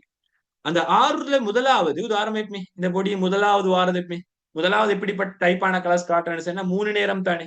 அதுல முதலாவது டைப் தான் கலர்ஸ் காட்டுறது, அசலமே கார்ல வாரது. 2வது வகையான டைப் தான் பைக்ல வாரது. 3வது வகையான டைப் தான் இன்னொரு வாகனத்துல வாரது. 4வது டைப்பான கலர்ஸ் தான் என்னன்னு சொன்னா புதியமாரோட பின்னுக்கால நடந்து போறது. அப்படி நிறைய விதமான காட்டஸ்ல காட்டுறாரு. காட்டி நிறைய விதமான காட்டஸ்களை காட்டிட்டு ஃபைனலா மிஷனை கம்ப்ளீட் பண்ண ட்ரை பண்றாரு. அதே மாதிரி கவர்மெண்ட் எடுத்தாலும் கவர்மெண்ட்டும் இந்த 6 சந்தர்ப்பத்தையும் இந்த 3 நேரத்தையும் 6 டைப்ல யூஸ் பண்ணி யாருடைய சப்போர்ட் எடுக்க போறாரு, பிசினஸ் உடைய அட்ராக்ஷனை எடுக்க போறாரு. அந்த 6ம் தான் உங்களுக்கு இங்க தெளிவாக தந்திகிறான். உங்க உட்கட்டமைப்பு வசதிகளை வழங்குறது, போட்டியாளராக செயற்படுறது, வாடிக்கையாளராக செயற்படுறது, கொள்கைகளை உருவாக்குறது, சட்ட திட்டங்களை உருவாக்குறது, அதே மாதிரி வரி அறவீட்டாளராக செயற்படுறது. ஒண்டோ சம்டைம் நாங்க சொல்லுவோம் தானே, ஒண்டோ பெரிய ஒரு கார் சொந்தக்காரருமே நினைச்சு காட்டுறது, அப்படிலாட்டி பைக் பெரிய ஒரு பைக்குக்கு ஓனர் மாதிரி காட்டுறது. அதே மாதிரி இன்னொரு பெரிய ஒரு வெஹிக்கல் எடுத்துருவான், பைக் கார் அதே மாதிரி இன்னொரு நிறைய வெஹிக்கல் எடுத்துட்டு வருவான். ஈக்கிற ஸ்ரீலங்காலைக்கு மோஸ்டான வெஹிக்கல் அவங்கள்ட்ட இருக்கும். அப்படி ஒரு பெரிய ரிச்சான ஒரு ஆள். அவர் மெரி பண்ணக்குள்ள கிட்டத்தட்ட கோல்டு மட்டும் கொடுத்தாங்க 105 பவுண்ட் கோல்டு. யோசிச்சு பாருங்க, 105 பவுண்ட் கோல்டு முடிச்ச ஒரு மெரி பண்ணி ஒரு 1 இயர் மாதிரி தான் இருக்கும், 1 இயர் 2 இயர் மொத்தமா வாப்பட சொல்லிதான் 105 பவுண்ட் கோல்டு. உதாரணமா இப்ப ஒரு பவுண்ட் 5 லட்சம் என்று வந்திருந்தாலும் சும்மா பாப்பமே ட்ரை பண்ணி 5 லட்சம் வந்திருந்தாலும் இவ்வளவு வாரன்னு சொல்லி 105க்கு 105 தர 5 அப்படி பெருக்கி பார்த்தா 525 லட்சம். 525 லட்சம், சரி கால்குலேட்டர், 525 லட்சம் குடுத்து மேரி பண்ணினார். யாரு? அந்த பொடியன். அப்ப அவ்வளவுக்கு ட்ரை பண்ணி இறங்கி வேலை செஞ்சார், இறங்கி ட்ரை பண்ணார். அதே மாதிரி தான் கவர்மெண்ட் இறங்கி ட்ரை பண்ணுவார். அப்ப அந்த அடிப்படையில அப்ப உதாரணமா கார் சொந்தக்காரர் மை காட்டினாரு, பைக் சொந்தக்காரர் மை காட்டினாரு, இன்னொரு வெஹிக்கல் சொந்தக்காரர் மை காட்டினாரு. அதே மாதிரி தான் தியாகி மாதிரி பின்னுக்காலே நடந்து வந்து காரும் மீக்குது, எனக்கு பைக்கும் மீக்குது, ஆனா வெயில காஞ்சு கொண்டு பின்னுக்கால நடந்துட்டு வாரேன்னு சொல்லி தன்னை தியாகிமாய் அடையாளப்படுத்தினாரு. அப்ப அப்படி அடையாளப்படுத்துதல் சில விஷயங்கள் தானே, அந்த அடையாளப்படுத்துதல் தான் அந்த டைப் ஆஃப் கலர்ஸ். 6 டைப்பான கலர்ஸ். ஆனா எந்த டைம்ல செய்வாரு? இந்த 3 டைம் தான் செய்வாரு. மார்னிங் ஸ்கூலோட கொள்ள, பிரைவேட் கிளாஸ் போற டைம்ல. அப்ப 3 டைம்ல இந்த 6 விதமாக பச்சோந்திமாய் மாறி மாறி மாறி செயற்படுவாரு. அப்ப அதே மாதிரி தான் நீங்க கவர்மெண்டும் அந்த மூணு மூணு டைம் 3 நேரத்துல மத்திய அரசால, மாகாண சபையால, உள்ளூராட்சி மன்றத்தால இந்த 6 விதமான கலசையும் காட்டுவாரு. 6 விதமான நபராக செயற்படுவாரு. ஒரு பிசினஸுக்கு தேவையான 6 விதமான நபராக யாரு செயற்படுவாரு? இந்த பிசினஸ் செயற்படுவாரு. அதுல முதலாவது விஷயம் தான் உட்கட்டமைப்பு வசதிகளை வழங்குறது. யாரு? உட்கட்டமைப்பு வசதிகளை வழங்குறது. ஒரு பிசினஸுக்கு இம்பார்ட்டன்டான கலஸ்தானை காட்டணும் அவரை திருப்பி வைக்கிறேன்னு சொன்னா, உதாரணமா வைங்களே, இப்ப எக்ஸ் என்ற ஒரு ஆள் ஈகிறா, கேர்ள் ஈகிறா. கேர்ளோட ஆக பெரிய ட்ரீம் தான் ஒரு ஏசி கார்ல போகணும், இல்லாட்டி ஏசி காருக்கு ஓனராக மாறணும் என்று சொல்லி கேர்ளுக்கு ஒரு ட்ரீம் ஈகுது. அப்ப அந்த ட்ரீமுக்கு சப்போர்ட்டிவான ஒரு கலர்ஸ் இந்த பொடியம் காட்டினான்னு சொன்னா டெஃபினெட்லியாவே அது ஒரு அட்ராக்ஷன் உருவாக்கும். அப்படித்தானே? டெஃபினெட்லியாவே அது ஒரு அட்ராக்ஷன் உருவாக்கும். வேற கதையே இல்ல. அப்ப அந்த பொடியன் எக்ஸாம்பிள் இப்போ கேர்ள்ட டார்கெட் ஏசி காருக்கு ஓனர் ஆகணும் ஒரு ஐடியா ஆகிக்கிறேன்டா. அவர் மார்னிங் வரக்குள்ள ஏசி கார் எடுத்துட்டு வாருன்னு சொன்னா அந்த ஏசி கார் அந்த அட்ராக்ஷன் உருவாக்கும். அப்ப அந்த இடத்துல ப்ளூடூத் கனெக்ட் ஆகுறதுக்கு ஒரு சப்போர்ட்டாக இருக்கும். அதே மாதிரிதான் பிசினஸுக்கு மெயினான ஒரு ஆள்தான் உட்கட்டமைப்பு. பிசினஸுக்கு உட்கட்டமைப்பு இல்லாம இயங்கலாம். பிசினஸுக்கு உட்கட்டமைப்பு இல்லாம கோல் அடையலாம். அப்படிப்பட்ட உட்கட்டமைப்பையே உருவாக்கி தாரத்துக்காக கவர்மெண்ட் வாரான். அப்ப பிசினஸ் திரும்பி பார்ப்பானா பார்க்க மாட்டானா? டெஃபினெட்லியாவே பார்ப்பான். உங்களுக்கு ஒரு வேலையை, உங்களுக்கு இம்பார்ட்டன்டான ஒரு வேலையை ஒருத்தர் செஞ்சு தாராருன்னு சொன்னா அதுவும் ஃப்ரீ ஆஃப் சார்ஜ், எந்த ஒரு சார்ஜும் இல்லாம உங்களுக்கு தேவையான விஷயத்த நீங்க செஞ்சு தாராருன்னு சொன்னா அவரோட மூஞ்சு கூட பார்க்காம போவீங்களான்னு கேட்டா இல்ல. குறைஞ்சது மூஞ்ச பார்த்து சிரிச்சுட்டாச்சு போவீங்கன்னா இது யாராக இருந்தாலும் அதுதான். அப்படிப்பட்ட ஒரு ஆகலா கவர்மெண்ட் மெயின் ரோல்ல விளையாடுறான் பாருங்க. மெயின் சென்டர்ல விளையாடி கொண்டிருக்கிறான். உட்கட்டமைப்பு வசதி உனக்கு தேவை தானேன்னா அதை தாரேன். அது எப்படிப்பட்ட உட்கட்டமைப்பு வசதியா இருந்தாலும் பரவாயில்ல. சாதாரண உங்களுக்கு பிரயாணம் செய்யறதுக்கு மெயின் ரோட் தேவையா? நான் ஃப்ரீ போட்டு தாரேன். நீ எனக்கு சார்ஜ் ஃப்ரீயா கட்டணும் தேவையில்ல. சரி, சம்டைம் நீங்க வாகனம் ஒன்றுல நடந்து போறல்ல, உங்களோட பிசினஸ் ஆக்டிவிட்டிஸுக்காக வேண்டி நீங்க நடந்து போறீங்க. நடந்து போனாலும் உங்களுக்கு பெல் கூட தேவைப்படும், வெளிச்சம், அதையும் நான் போட்டு தரேன் என் சொந்த கட்டணத்துல. பிசினஸுக்கு அந்த அளவுக்கு சப்போர்ட் பண்றாரு. அப்ப இதுக்காக என்ன ஒண்ணும். அப்ப டெஃபினெட்லியா பிசினஸ் ஃபர்ஸ்ட் இடத்திலே என்ன செஞ்சாச்சு? மயங்கி ஆச்சு. முதலாவது ஸ்டெப்ஸ்ல, முதலாவது கலர்ஸ்ல பிசினஸ் மயங்கி ஆச்சு. மெயின் இம்பார்ட்டன்டான ரோல்ல கவர்மெண்ட் விளையாடுறான். மெயின் இம்பார்ட்டன்டான சென்டர் பாயிண்ட்ல கவர்மெண்ட் விளையாடுறான். இதுக்காக வேற சப்போர்ட்டிவ் வந்து பிசினஸுக்கு தேவையில்லை. சோ அதனால டெஃபினெட்லியாவே பிசினஸ் இதோட கம்யூனிகேட் ஆகும், இவங்களோட கனெக்ட் ஆகும். பட் கனெக்ட் ஆகுறது இப்ப இல்லை, நாங்க பின்னால பார்ப்போம். உட்கட்டமைப்பு வசதி, மெயினான உட்கட்டமைப்பு வசதி தான் மின்சார வசதி. அது யாரை வச்சு வழங்குவான்? மத்திய அரசை வச்சு வழங்குவான். உதாரணமா கார், மெயினான கார் தானே இந்த கேர்ளுக்கு. அப்ப இந்த கேர்ளுக்கு கார் எப்ப கொடுத்த? வெள்ளை வந்து காட்டினேன். அப்ப வெள்ள டைம், மார்னிங் டைம்ல தான் காரை கொண்டு வந்து கலச காட்டினேன். அப்ப மார்னிங் டைம்லயே அட்ராக்ஷன் ஆகி ஆச்சு. அப்ப அதே மாதிரிதான் மெயினான விஷயத்த மின்சாரம். அந்த மின்சாரத்தை மத்திய அரசினூடாக யாரு வழங்குவான்? கவர்மெண்ட் வழங்குவான். ஏன்னா மின்சாரம் இல்லை இல்லாம இயங்க இயலுமா? இயலாம். மின்சாரம் இல்லாம ஒரு நாளும் இயங்க இயலாம். சரியா? நீங்க யாருடைய வீடியோ ஒன்னாச்சு பார்த்துக்கோங்க. சம்டைம் வீடியோ ஒன்னாவதா இல்லையாண்டு. ஏன்னா சம்டைம் இது யூடியூப்ல நான் அப்லோட் பண்றதுனால சம்டைம் நான் பிரைவேட் பப்ளிக் கொடுக்கறதுல இருந்து ஒரு வீடியோ, மெயின்டாப்ல ஒரு வீடியோ தான் பப்ளிக் கொடுப்பேன். அப்படி கொடுப்பட்டா சம்டைம் பப்ளிக் கொடுத்துட்டு எடுப்பேன். அப்படி பப்ளிக் கொடுத்து ஓண்டியாக்களுக்கு வீடியோ பார்க்கலாம். அதனால சம்டைம் உங்களோட முகமும் தெரிய சான்ஸ் இருக்கு. அதனால கொஞ்சம் பார்த்துக்கணும். அப்ப சரியா சிம்பிள் நம்பர் பாடத்துவாரு. அப்ப மின்சாரம் இல்லாம ஒரு பிசினஸ் ஏன் கேளுமா? கேளா. உதாரணம் பாருங்க, நான் செய்வது ஒரு பிசினஸ் ஆகிருந்தா என் இடத்துல கரண்ட் இல்லாம கிளாஸ் செஞ்சு கேளுமா? கேலாம்.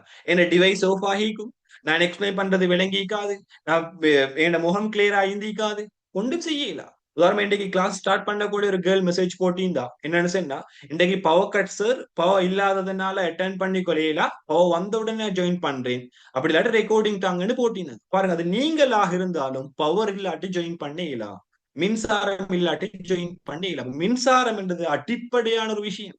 இது எங்களுக்கு எப்படி அடிப்படையோ அதை விட அடிப்படை தான் பிசினஸுக்கு. அது எந்த செக்டராக இருக்கையிலும் எப்படிப்பட்ட ஒரு துறையில் இயங்கிலும் பிரச்சனை இல்லை.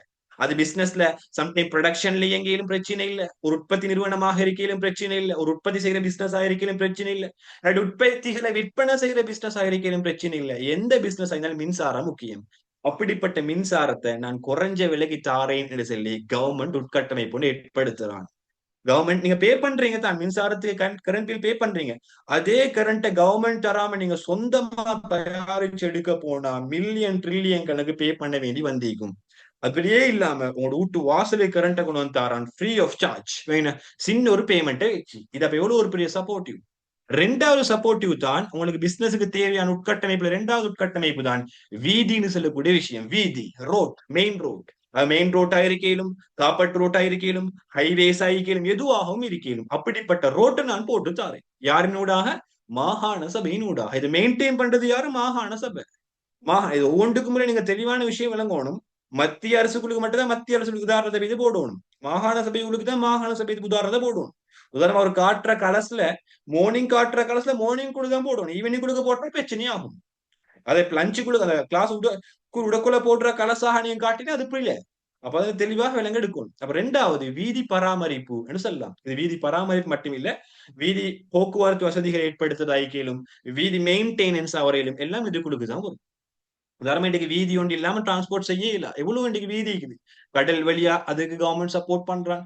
வீதி பெருந்திரண்டிக்கு அதுக்கு தனி ஒரு சப்போர்ட் பண்றான். அவ்வளவு ஒரு சப்போர்ட்டிவாக பிசினஸ் செய்து கொண்டு இருக்குது. இந்த வீதின்னு சொல்லக்கூடிய விஷயத்த மட்டும் நாங்க தனி ஒரு பாட்டா படிப்போம் யூனிட் 10ல. பட் இதை ஞாபகம் வச்சுக்கோங்க. அதே மாதிரி வீதியை செஞ்சுட்டு பெசாம விட்டானா இல்ல, எவ்வளவு ஒரு மெயின்டைன் செய்யறான், எவ்வளவு ஒரு மெயின்டைன் கொஸ்ட் தாரான். பாருங்க எவ்வளவு ஒரு மெயின்டைன் கொஸ்ட் செய்யறான். நீங்க பாருங்க, எங்கேயாச்சும் ஒரு இடத்துல டெய்லி ஒர்க் நடந்து கொண்டுதான் இருக்குது. ரோட்வே உண்டு, நீங்க ஸ்ரீலங்கா ஃபுல்லா டெய்லி சுத்தி பாருங்க, எங்கேயாச்சும் ஒரு இடத்துல வீதி பராமரிப்பு ஆர்டிஆல ரோட் டெவலப்மெண்ட் அசோசியேஷனால செஞ்சு கொண்டுதான் இருக்கிறாங்க, ரோட்டை டெவலப்மெண்ட் பண்ணி கொண்டு. உங்கள்ட்ட ஏதாச்சும் ஒரு இடத்துல சார்ஜ் எடுத்தானா இல்ல. உங்க வீட்டு முன்னுக்கு காப்பட் ரோட் போகுது, உங்க வீட்டுல 500 சரி எடுத்தானா இல்ல. அட்லீஸ்ட் உங்கள்ட்ட ஒரு ட்ரிங்க் சரி கரைச்சு கேட்டானா? அவங்க அவ்வளவு கஷ்டப்படுறாங்க, வெயில்ல காயுறாங்க, மழையில நனைறாங்க. நீங்க ஏதாச்சும் ஒரு ட்ரிங்க் சரி ஊத்தி குடித்தீங்களா இல்ல. எந்த ஒரு சார்ஜும் இல்லாம உங்களுக்கு சாரான். அதே மாதிரி தான் பிசினஸ் ஒரு சப்போர்ட்டிவா ஆகுது. இப்படி எல்லாம் மொத்தம் தியாகம் செய்யக்கொள்ள பிசினஸ் திரும்பி பார்க்காட்டி அவனுக்கு வேறொரு கல், அதாவது இரும்புல தான் உள்ள முடி செஞ்சுக்கணும். மூணாவது கழிவு பொருள் அகற்றல். மூணாவது தான் உட்கட்டமை வசதி கழிவு பொருள் அகற்றல். கழிவு பொருள் அகற்றல் என்று சொன்னா சிம்பிளா கழிவு பொருள் சொல்லக்குள்ள நாங்க மெயினா ஆர்பன் கவுன்சில் கழிவு கழிவு அகற்றுறது ஆர்பன் கவுன்சில். அதாவது அந்தந்த ஏரியாலேயே கூட டெக்டர் வரும் தானே, நாங்க சொல்லுவோம் கழிவு டெக்டர்னு சொல்லுவோம், ஊத்து டெக்டர்னு சொல்றோம். அப்ப அவங்க தேவையான ஊத்தைகளை, கழிவுகளை, குப்பைகளை நீங்க யூஸ் பண்ணி எல்லா ஊத்து குப்பைகளையும் என்ன செய்வாங்க, எடுத்துட்டு போவாங்க. அப்ப அதைங்களுக்கு அகற்றிக்கொள்ள உதாரணமா அது ஏன் வசதின்னு சொன்னா, இப்ப சம்டைம் உங்களுக்கு ஒரு பெரிய தோட்டம் மீதுன்னு சொன்னா நீங்க தோட்டத்துல போய் இது புதைப்பீங்க. உங்களுக்கு ஒரு பெரிய ஊத்து அகற்ற இடம் இருந்தா உங்களுக்கு ஓகே. அதே கொழும்பு ஏரியாவில் எடுத்து அங்க அந்த வசதி ஒண்ணும் இல்ல. அவங்களுக்கு ஊத்தை எடுக்கிறது, ஊத்தையை போடுறதுக்கும் வசதி இல்லை. அப்படிப்பட்ட ஏரியாகல கழிவு பொருள் அகற்றுதல் மெயினாக இருக்கும். சோ அந்த இடத்துல இம்பார்ட்டன்டான வேலையை கவர்மெண்ட் செய்யறாங்க. அப்ப இப்படி ஒரு வேலையை செய்யக்கொள்ள, இவ்வளவு இம்பார்ட்டன்டான ரோல் ஒன்று செய்யக்கொள்ள கவர்மெண்டாக இருந்தா, இப்படிப்பட்ட இம்பார்ட்டன்டான கவர்மெண்ட் வேலையை செய்யக்கொள்ள பிசினஸ் என்ன செய்வான், கட்டாயம் திரும்பி பார்ப்பான். என்ற மெயின் ரோல்ல விளையாடுறான். இதுதான் இவர் முதலாவது கலஸ் காட்டுற மெத்தட் அண்ட் கலஸ் காட்டுற டைம், இந்த 3 டைம் தான். இது கிளியரா உங்களுக்கு? இதை நாங்க சிம்பிளா தலைப்பு மட்டும் மாத்துறோம். கவர்மெண்ட் வணிகத்தின் மீது செல்வாக்கு செலுத்தக்கூடிய முறைகள்னு காட்டுறோம். அந்த செல்வாக்கு செலுத்தக்கூடிய செல்வாக்குன்னு என்ன, அவங்களோட இன்ட்ரெஸ்டிங் எடுக்கிறதுக்கு, அவங்களோட தலையீட்டு எடுக்கிறதுக்கு, அவங்களோட உதவியை எடுக்கிறதுக்கு, அவங்க மீது அக்கறை செலுத்தக்கூடிய முறை தான் இது. இது கிளியரா உங்களுக்கு?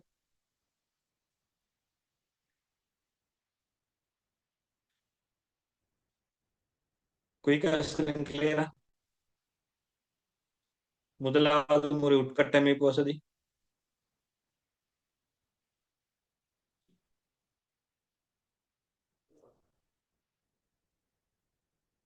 ஓகே, கிளியர் தானே? ஓகே சரியா. இப்ப முதலாவது வேலையை செஞ்ச. இப்ப சம்டைம் கேர்ள்ஸ் ஈகோ தானே. அப்ப முதலாவது கஷ்டப்பட்டு தான் தியாகி காட்டி இவ்வளவு செஞ்சும் திரும்பி பார்க்கல. No reaction. சரியா. முகத்தை கூட பார்க்காம சொல்லிட்டு வெயிட் பண்ணி வைப்போம். அப்ப இந்த டைம்ல இவருக்கு எவ்வளவு மடப்பா எவ்வளவு சூடாகும் கவர்மெண்ட்டுக்கு. இவ்வளவு வேலை செஞ்சு ஒரு ரிட்டர்ன் திரும்பி கூட வாக்கலன்னு சொல்லி அட்லீஸ்ட் குறைஞ்ச திரும்பி சிரிச்சிட்டு சரி போகலன்னு சொல்லி எவ்வளவு சூடாகும். ஆனா கவர்மெண்ட் என்ன செய்யல, சூடாகல. ஏன்னா கவர்மெண்ட்டுக்கு சூடு சொல்லணும் ஒன்றுமே இல்ல. அப்ப கவர்மெண்ட் என்ன செய்வான்டா, ரெண்டாவது முறையா ட்ரை பண்ணுவான். Never give up. கவர்மெண்ட் தான் சிறந்த உதாரணம். Never give up. ரெண்டாவது கவர்மெண்ட் வேலையை ஸ்டார்ட் பண்றான். நீங்க இப்படி செஞ்சாங்களே திரும்பி பார்க்க மாட்டீங்க. திரும்பி பார்க்குற ஆளா நாங்க மாறுவோம். அப்ப திரும்பி பார்க்கத்தான் நீ என்று சொல்லி என்ன ஆளா மாறுவாங்கடா, போட்டியாளரா மாறுவாங்க. ஒரு பிசினஸ் தந்த சப்போர்ட்டரை திரும்பி பார்க்காம இருக்க இயலும். ஆனா போட்டியாளரை பார்த்தே தானே ஆகணும். போட்டியாளரை பார்த்தே தான் ஆகணும். வேற வழி இல்லை. உதாரணமா நீங்க உங்களுக்கு முன்னே ஒரு 1ஆம் வகுப்பு புள்ளையே பார்க்காம இருக்கிறீங்களா? இல்ல. டெஃபினிட்லா பாப்பீங்க. அவங்களோட ரிசல்ட்ஸ பாப்பீங்க. உதாரணமா எங்க இடத்துல நாங்க படித்தோம். எங்கட எக்ஸாம் டைம்ல எங்கட எக்ஸாம்பிள் டைப் உதாரணமா எங்கட டேர்ம் எக்ஸாம் டைம்ல எல்லாம் நான் இதை ஆல்ரெடி உங்களுக்கு இன்ஃபார்ம் பண்ணி இப்ப என்ன சொன்னா, நான் கிரேட் 6ல இருந்து உங்களுக்கு பாடத்தை விளங்கப்படுத்துறதுக்காக சொல்ல 6ல இருந்து கிரேட் 13 வரைக்கும் ஒரே ஸ்கூல்ல தான் படிச்சேன். அதே மாதிரி 6ஆம் வகுப்புல இருந்து 13ஆம் வகுப்பு வரைக்கும் எல்லா டேர்ம் ஒவ்வொன்றுக்கும் 3 டேர்ம் எக்ஸாம் ஏகி அப்படி பார்த்தா கிட்டத்தட்ட ஒரு 21 24 டேர்ம் எக்ஸாம் ஃபேஸ் பண்ணி இப்ப 24 டேர்ம் எக்ஸாம்லயும் என் ரேங்க் வந்து ஃபர்ஸ்ட் தான். சரி, என் ரேங்க் வந்து ஃபர்ஸ்ட் தான். ரிப்போர்ட்டிங் நான் அனுப்புறேன். சரி. அப்ப ஃபர்ஸ்ட் தான்.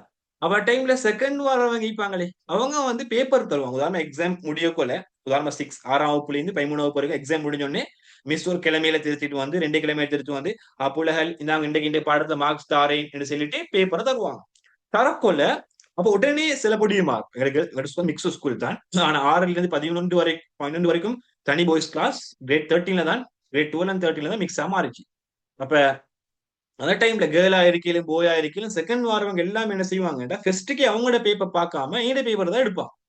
அதே மாதிரி ஃபெஸ்ட்டுக்கு சரியா நான் வரேன். பொதுவா எக்ஸாம் மட்டும் தான் ஸ்கூல் போறது. மற்ற டைம்ல ஸ்கூல் போறல. கிரேட் 13 எடுத்து ஸ்கூல் பெய்த்துப்பட்டதே இல்லை. கிரேட் 12 13 எடுத்து ஸ்கூல் போறதே இல்லை. ஆனா டேர்ம் எக்ஸாமுக்கு மட்டும் போய் செஞ்சுட்டு வார். டேர்ம் எக்ஸாம் டைம்ல எப்படியாச்சு ஒரு குறை உதாரணம் எங்க நானும் தான் நாங்க ஸ்கூல் எக்கனாமிக்ஸ் செய்வாரு. அப்போ ஸ்கூல் எக்கனாமிக்ஸ் செய்யக்கொள்ள அவரே சொல்ற எப்படியாச்சும் ஒரு பிள்ளை ஒன்று கண்டுபிடிச்சு மார்க்ஸை குறைச்சுதான் பார்ப்பாங்க. அவங்க இல்லைங்க சரியா.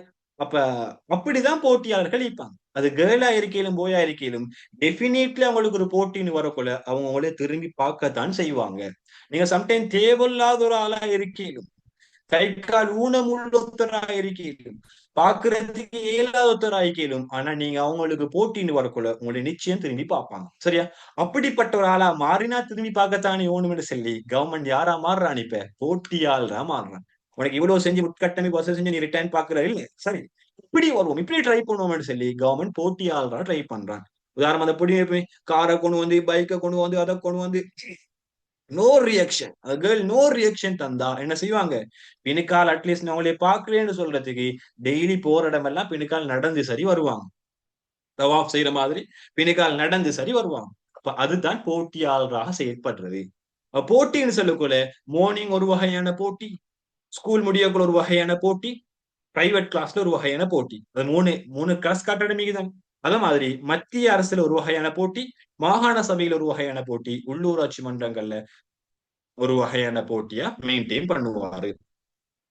அதுல மத்திய அரசு தான் எப்படி சொன்னா தனியார் தொலைக்காட்சி அலைவரிசையுடன் போட்டியிடக்கூடியவாறு அரசு துறை தொலைக்காட்சி அலைவரிசைகளை செயற்படுத்த. உதாரணம் இது எந்த இடத்துக்கு செட் ஆகும்னு சொன்னா பொதுவா தொலைக்காட்சி சபைகளில் தொலைக்காட்சி அலைவரிசைகளை மெயின்டைன் பண்ற ஒரு வணிகமாக இருந்தா அந்த இடத்துல இந்த போட்டி வந்து சப்போர்ட்டிவாக இருக்கும். மத்திய அரசினுடைய போட்டி சப்போர்ட்டிவாக இருக்கும். உதாரணம் இன்றைக்கு பிரைவேட்ல நிறைய சேனல் செய்கிதானே, டிவி சேனல்ஸ் நிறைய பிரைவேட்ல சேனல் செய்கி.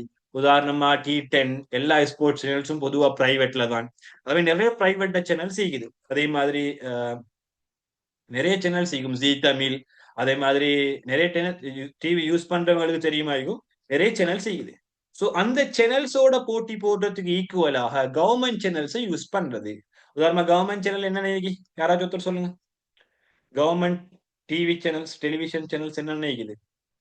ஒன்றிக்கு நேத்ரா, அது கவர்மெண்ட். வேற ஐ திங்க் சக்தி தர்ன அது ரெண்டும் கவர்மெண்ட் நினைக்கிறேன். வேற அது இல்லாம சுவர்ண வாகினி நினைச்சமே கவர்மெண்ட் ஆகும். ரூபவாகினி சிலொண்டிக்குதா? ஓகே, ரூபவாகினிக்குன்னா அதுவும் கவர்மெண்ட். வேற இதெல்லாம் தெரிஞ்சுக்கணும். இல்லாட்ட ஒரு எக்ஸாம்பிள் கொடுக்கலாம்.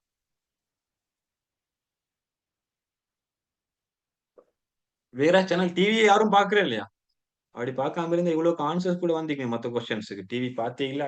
இப்ப டிவி பார்க்க தேவையில்ல தானே, எல்லாம் போன்ல வந்திக்கு தானே. டிவியின் விஷயம் தேவையில்லை. மெச்சில இருந்து எல்லாத்தையும் பார்க்கல. கிரிக்கெட்ல இருந்து ஸ்போர்ட்ஸ்ல இருந்து எல்லாம் போன்ல பார்க்க. ஓகே, சரியா? அப்ப அதனால நீங்க பொதுவா சேனல் யூஸ் பண்றதுலே ஆயிக்கும். ஏன்னா எல்லாமே யூடியூப்ல, கூகுள்ல ஓண்டி விஷயங்கள், மூவிஸ்ல இருந்து எல்லாத்தையும் பார்க்கலும்னால ஐ திங்க் நான் நினைக்கிற மாதிரி டெலிவிஷன் யூஸ் பண்றதில்ல. அப்ப ஓகே. அப்ப அந்த மாதிரி சேனல்ஸ் வந்து இருக்குது. So, அந்த மாதிரி சேனல்ஸோட கவர்மெண்ட் சேனல்ஸ் போட்டி போட வைக்கிற. அவன் என்ன செய்வான்? அந்த மாதிரி சேனல்ஸ் திரும்பி பார்க்கத்தான் செய்வான். ஆனா திரும்பி பார்க்கணுமென்ற எப்படி கோணும்? அந்த போட்டி பவர்ஃபுல் ஆயிக்கோணும். நான் ஒன்னாம் புள்ள எக்ஸாம் ஒருத்தர் ஒன்னாம் புள்ள வாராரு. நான் இன்னொருத்தர் 31ஆம் புள்ள வார. 31ஆம் புள்ளையும் ஒன்னாம் புள்ளையும் வச்சுங்களுக்கு என்ன செய்யல? போட்டின்னு சொல்லே இல்ல. போட்டின்னு சொல்லக்கூட ஒன்னாம் புள்ளைக்கு 2ஆம் புள்ளைக்கு வார மாதிரி பவர்ஃபுல்லான போட்டியாளராக இருக்கணும். அப்பதான் அவங்க திரும்பி பார்ப்பாங்க. அப்பதான் இவரு மெயினான ஒரு கால், இவர் மெயினான ஒரு துரும்புன்னு சொல்லி மெயின்டைன் பண்ண வருவாங்க ரிலேஷன்ஷிப்ப. சம்டைம் அது 2 இன்டென்ஷன்ல வரையிலும். உதாரணமா நீங்க ஒன்னாம் புள்ள வந்து அவங்க 2ஆம் புள்ள வாரன்னு வைங்களேன். நீ இதுக்கு பிறகு ஜீவித்துக்கு ஒன்னாம் புள்ள வரப்படாதுன்னு சொல்லி உங்களை அழிக்கிற இன்டென்ஷன்லயும் அவங்க ரிலேஷன்ஷிப்பை மெயின்டைன் பண்ண வரையிலும். அப்படி இல்லாட்டி உங்ககிட்ட சப்போர்ட்டிவ் எடுக்கையிலும் அடே ஐடியாஸ் கேட்கையிலும் என்று செல்றதுக்காக வேண்டியும் ஃப்ரெண்ட்ஷிப் என்று சொல்லக்கூடிய ரிலேஷன்ஷிப்புக்கும் உள்ளாக இயலும். அந்த ஃப்ரெண்ட்ஷிப் வந்து அதுக்கு பிறகு மற்ற ரிலேஷன்ஷிப்பா மாறி. அப்ப அதே மாதிரி தான் நீங்க அந்த ரிலேஷன்ஷிப் சொல்லக்குள்ள கவர்மெண்ட் ஒண்ணு எப்படி ஆச்சுன்னா இவன் எங்களை திரும்பி பார்க்கணும். எப்படி பார்த்தாலும் ஓகே. அதை வச்சு நாங்க அடுத்த வேலை செய்யறது தான் கவர்மெண்ட் டாக். ரெண்டாவதா போட்டியாளர் சொல்லக்கூடிய ரெண்டாவது போட்டியாளர் எப்படின்னு சொன்னா ஒவ்வொரு மாகாண சபையின் கீழ் தனியார் துறை போட்டித்தன்மை கொண்ட வணிகங்களை நடாத்தி செல்றேன். ஒவ்வொரு மாகாண சபை புரோவின்சியல் ரீதியாக தனியாருக்கு எதிரான பிசினஸ் நடவடிக்கைகளை ஈடுபடுத்திட்டு போறது. எந்த வகையான பிசினஸ் ஆயிருந்தாலும் பரவாயில்ல. மூணாவது வந்து தனியார் துறைக்கு சமனான வியாபார நிறுவனங்களை அமைத்து வாடகைக்கு விடல். இது வந்து கவர்மெண்ட் புதுசா செஞ்ச ஒரு வேலை. நீங்க எங்கட ஏரியால இந்த விஷயம் புதுசா செஞ்சாங்க. அதாவது கவர்மெண்ட் சொல்லக்குள்ள இப்ப தனியாருக்கு மெயினான விஷயம் நல்லா விலங்கெடுக்கணும். மிச்சம் ஊண்டி போனா மிச்சம் போட்டின்ற பேர்ல உப்பரியும் இறங்கி போனா என்ன செய்வான்? அவன் எங்களே பகைச்சுடுவான். திரும்பியும் பார்க்க மாட்டான். அப்படித்தானே? எங்களை போட்டின்னு சொல்லக்குள்ள அவங்க திரும்புற அளவுக்கு தான் ஓடும். எங்களை வெறுக்கிற அளவுக்கு போட்டிக்கு பேசப்படாது. அப்ப இந்த உள்ளூராட்சி மன்றங்களை நாங்க வேலை செய்யக்குள்ள இது அவங்களோட டிரெக்ட் கனெக்ஷன் பிசினஸோட டிரெக்டாவே கனெக்ட் ஆகும் இந்த மாதிரி உள்ளூராட்சி வணிகங்கள்ல.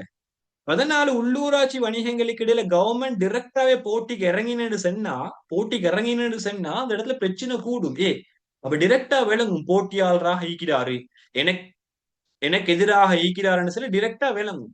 சோ அந்த மாதிரி இடத்துல போட்டிகளை மெயின்டைன் பண்றதுக்கு கவர்மெண்ட் ஒரு ட்ரிக்கை யூஸ் பண்ணிக்கிறார். என்ன ட்ரிக்னு சொன்னா இப்ப போட்டி வணிகங்களுக்கு தானே, இப்ப பிரைவேட் வணிகங்களுக்கு தானே சாதாரணமா சப்பாத்து கடை ஆயிக்கலும், ஷூ ஷாப் ஆயிருக்கலும் நிறைய வகையான போட்டி வணிகங்கள் இருக்கு.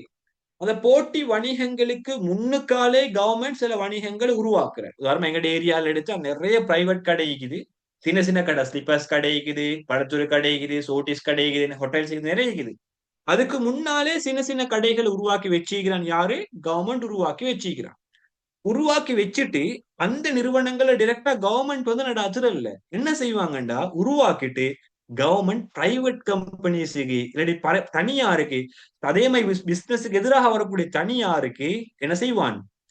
வாடகைக்கு கொடுத்துடுவான். அப்ப அவங்களுக்கு தெளிவா விளங்கும், பிசினஸுக்கு தெளிவா விளங்கும். இது கவர்மெண்ட் சப்போர்ட்டோட தான் இயங்குறதே தவிர கவர்மெண்ட் மெயினான இன்வால்மெண்ட் பண்றதுலன்னு விளங்கும். அந்த அந்த ஒரு சிந்தனையை உருவாக்குறதுக்கு தான் அப்படி நடவடிக்கைகள் செய்கிறது. தனியாருக்கு எதிரான அதுக்கு முன்னுக்கோ சைட்லயோ நிறைய கடைகளை உருவாக்கி அதை பிரைவேட்டுக்கு வாடகைக்கு விடுறது. உதாரணமா பலங்கோட ஏரியால எங்கட ஏரியால எடுத்தா கிட்டத்தட்ட அப்படி கடைகள் மட்டும் உருவாக்கி வச்சுக்கிற 150 கடைகள் கிட்ட ஸ்டாண்ட்ல. அதாவது பிரைவேட் வணிகங்களுக்கு ஒரு போட்டியை உருவாக்குறதுக்கு சாதாரண வணிகங்களுக்கு ஒரு போட்டி உருவாக்கணும். ஆனா நான் போட்டியாளரா மெயினா சுட்டி காட்டப்படாது. அப்படி உருவாக்கி அவங்களுக்கு வாடகைக்கு விட்டிப்பாங்க. சோ அந்த அடிப்படையில போட்டியாளராக தன்னை அடையாளப்படுத்தியலும் பிசினஸ்களுக்கு இடையில இப்பயாச்சும் திரும்பி பார்ப்பான் தானே போட்டியாளரா வந்தா. சரி, இப்பயும் திரும்பி பார்க்கலன்னு வைப்போம். ஃபெஸ்டுக்கு வந்து சப்போர்ட்டாளராக இந்த உட்கட்டமைப்பு வசதிகளை உருவாக்கி நோ ரியாக்ஷன், திரும்பியும் பார்க்கல. போட்டியாளரா வந்த ஈச்சதும் இல்லாம போயிடுது. அப்படித்தானே? சில வேலைகள் செஞ்சா ஈக்கிற விஷயமும் இல்லாம போயிட்டுடும். அடுத்த ஆளா ஆக தேவைப்படுற ஆள் தான் யாரு? வாடிக்கையாளர். இவராக மாறுறது. இப்ப இவர் வந்தா கட்டாயம் பார்த்தே ஆகணும் தானே. வாடிக்கையாளர் சொன்னா அவங்களோட உயிர் மாதிரி. யாரு? பிசினஸ் உயிர். பிசினஸ் வாடிக்கையாளர் இல்லாம உயிர் வாழையில. ஒரு மனுஷனுக்கு எவ்வளவு ரத்தம் முக்கியமோ அத மாதிரி தான் பிசினஸ் கஸ்டமர் முக்கியம். ரத்தம் இல்லாம மனுஷன் ஓடுறல தானே. அத மாதிரி யாரும் ஓடுறல்ல, கஸ்டமர் இல்லாம ஒரு வணிகம் ஓடுறல்ல. சிம்பிளா சொல்ல போனா டயர் ஓடுறதுக்கு தேவைப்படுற காத்து மாதிரி. டயர் காத்து இல்லாம போகுமா? வாகனம் காத்து இல்லாம இல்ல. வாகனத்துக்கு எவ்வளவு காத்து முக்கியமோ அந்த அளவுக்கு பிசினஸுக்கு எது முக்கியம்? வாடிக்கையாளர் முக்கியம். அப்ப வாடிக்கையாளரா வந்தா பார்த்தே தான் ஆகணும். வேற வழி இல்ல. பார்த்தே தான் ஆகணும். வேற வழி இல்ல. அப்ப அந்த அடிப்படையில 3வது ஆளா யாரா வருவாரு? வாடிக்கையாளரா வருவாரு. இப்ப எவ்வளவு ஒரு தியாகம் செய்யற பிசினஸ்னா இந்த அளவு தான் தியாகம் செய்யணும். அந்த விஷயத்துல அல்ல. உங்களோட படிப்பு விஷயத்துல. இப்படி ட்ரை பண்ணி சக்சஸ் ஆகலையா? 2வது மெத்தட். அது சரி ட்ரை பண்ணி சக்சஸ் ஆகலையா? 3வது மெத்தட். அது ட்ரை பண்ணி சக்சஸ் ஆகலையா? 4வது, 5வது, 6வது ட்ரை பண்ணி அந்த சக்சஸ் தாரவரே உங்களை ரிட்டர்ன் பார்க்கணும். அடி இப்படி ஒரு தியாகம் செய்யறவரை பார்க்கலன்னு சரி அவராவே சக்சஸ கொண்டு வந்து தரணும். அப்படிப்பட்ட அளவுக்கு நீங்க ட்ரை பண்ணணும். அதுதான் கவர்மெண்ட்ல படிச்சு கொள்ள வேண்டிய முக்கியமான விஷயம். கவர்மெண்ட்லயும் படிக்கிறதுக்கு நிறைய இருக்குது. சரி அப்ப வாடிக்கையாளர்னு சொல்லக்குள்ள முதலாவது முறை தான் மத்திய அரசு மோர்னிங்ல எப்படி ஒரு வாடிக்கையாளரா மாறுறேன்டா அந்த பொடிய மோர்னிங்ல புதிய ஒரு வேடம் போடுறதானே.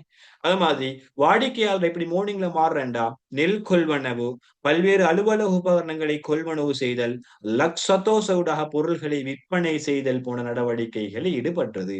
சிம்பிளா சொல்ல போனா இப்ப ஒரு பிசினஸ்ல கவர்மெண்ட்ல ஒரு ஆபீஸ் ஒன்று உருவாக்குவோம்னு வைங்க. கவர்மெண்ட்டுக்கு ஒரு ஆபீஸ் ஒன்று உருவாக்குவோம். உருவாக்குறதுக்கு ஆபீஸ் ஒன்று உருவாக்கணும் என்ன தேவை? கட்டாயம் ஒரு கபர்ட் தேவை.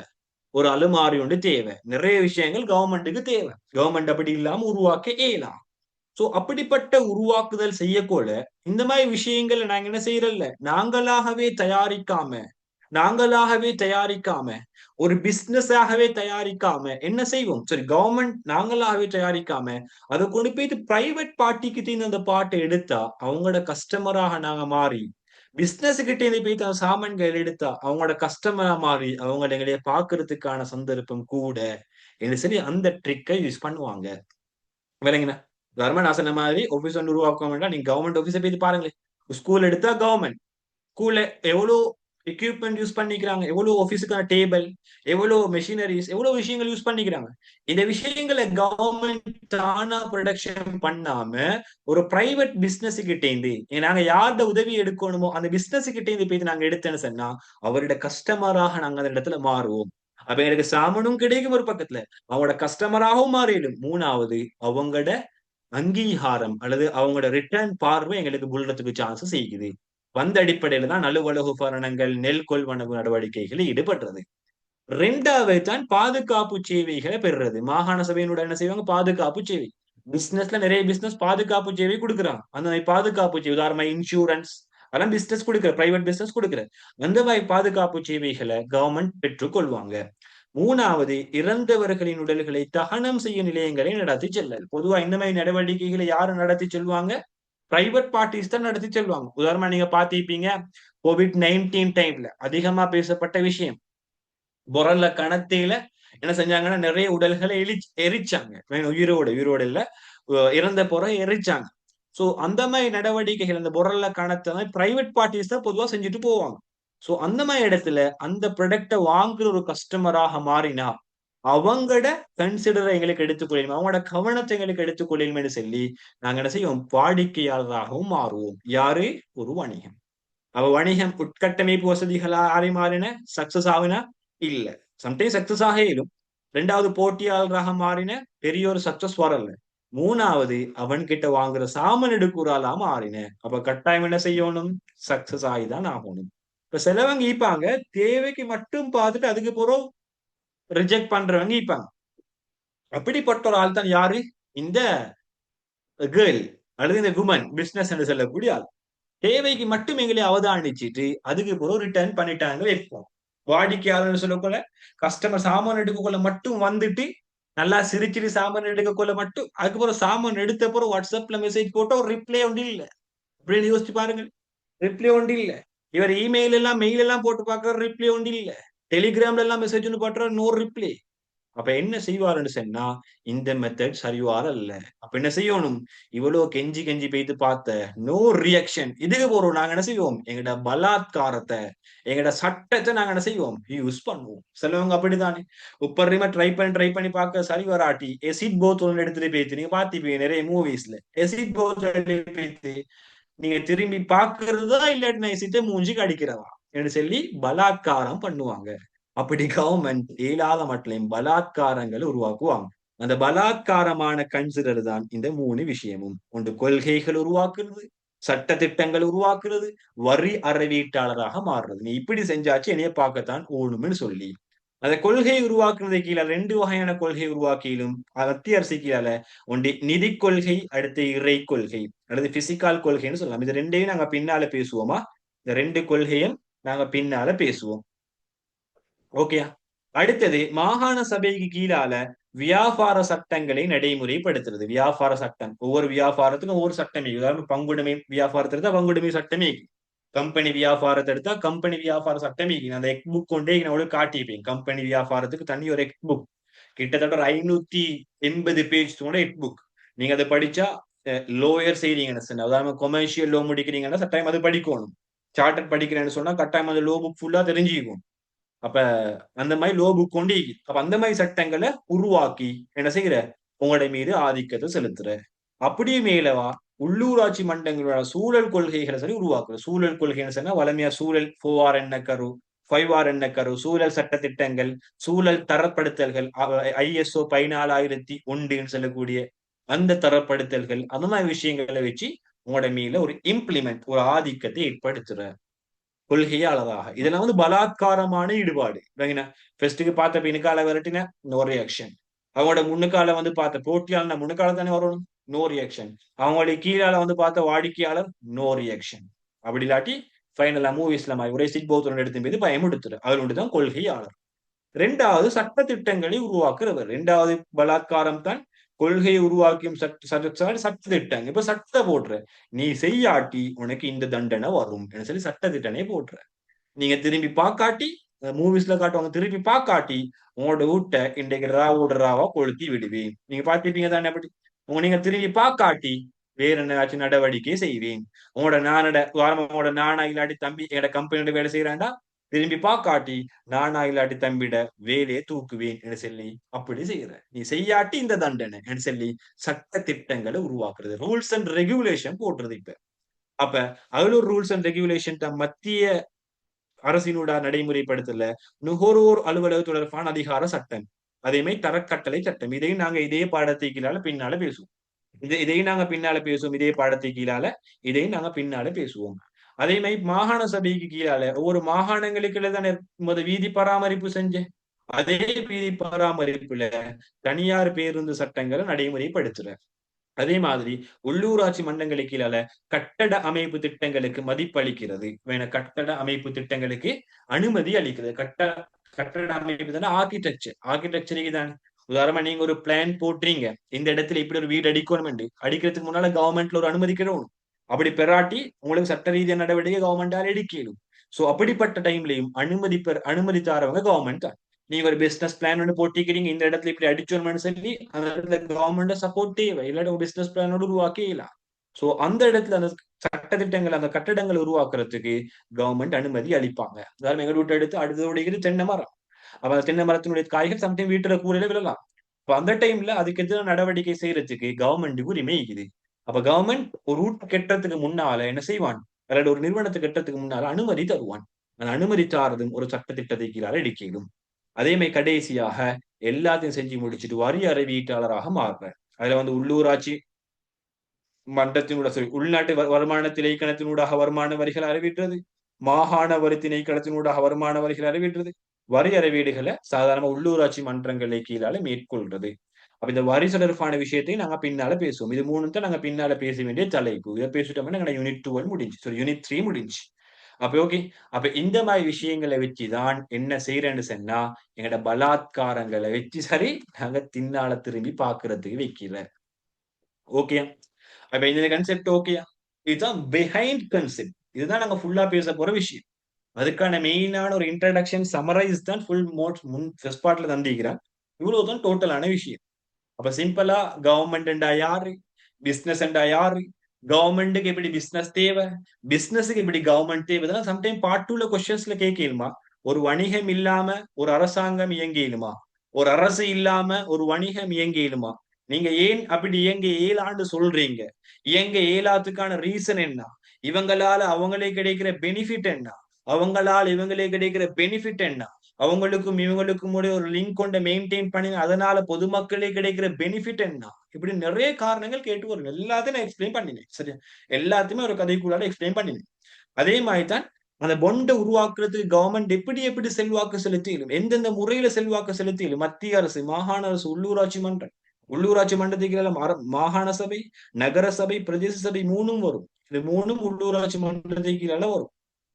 சரி, அப்படின்றா என்ன, அதே மாதிரி அவங்க அந்த அவங்க அதிகாரங்களை செல்வாக்கு செலுத்தக்கூடிய அல்லது அவங்க செல்வாக்கு செலுத்தக்கூடிய இந்த 3 முறைகளும் 6 முறைகளும் என்ன, உட்கட்டமை வசதிகள் எப்படி, போட்டியாளர் எப்படி, வாடிக்கையாளர் எப்படி, கொள்கைகள் உருவாக்குறது எப்படி, சட்டத்திட்டங்கள் உருவாக்குறது எப்படி, வரி அளவீட்டாளராக எப்படின்னு சொல்லி தனித்தனியா ஒவ்வொன்றுக்கும் கீழே கொஸ்டின்ஸ் வரலாம். அப்ப இதுக்கு 3க்கும் எக்ஸாம்பிளோட உங்களுக்கு கிளியராக இருக்கும். இது கிளியர் எல்லாரும் சொல்லுங்க, இந்த விஷயம் கிளியரா?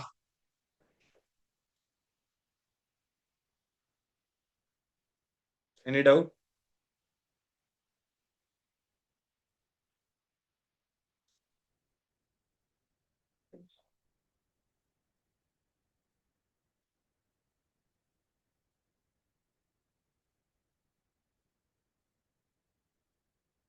எல்லாரும் சொல்லுங்க கிளியரா.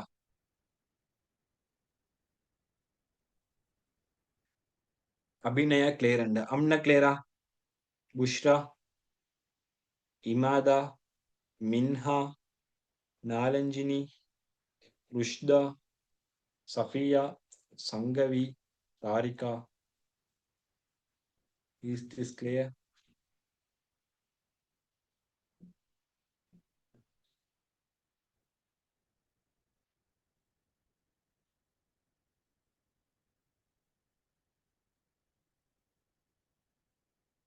Okay, done. ஓகே, அப்ப இது மொத்தமான சம்மரைஸ் ஆன விஷயமே இது.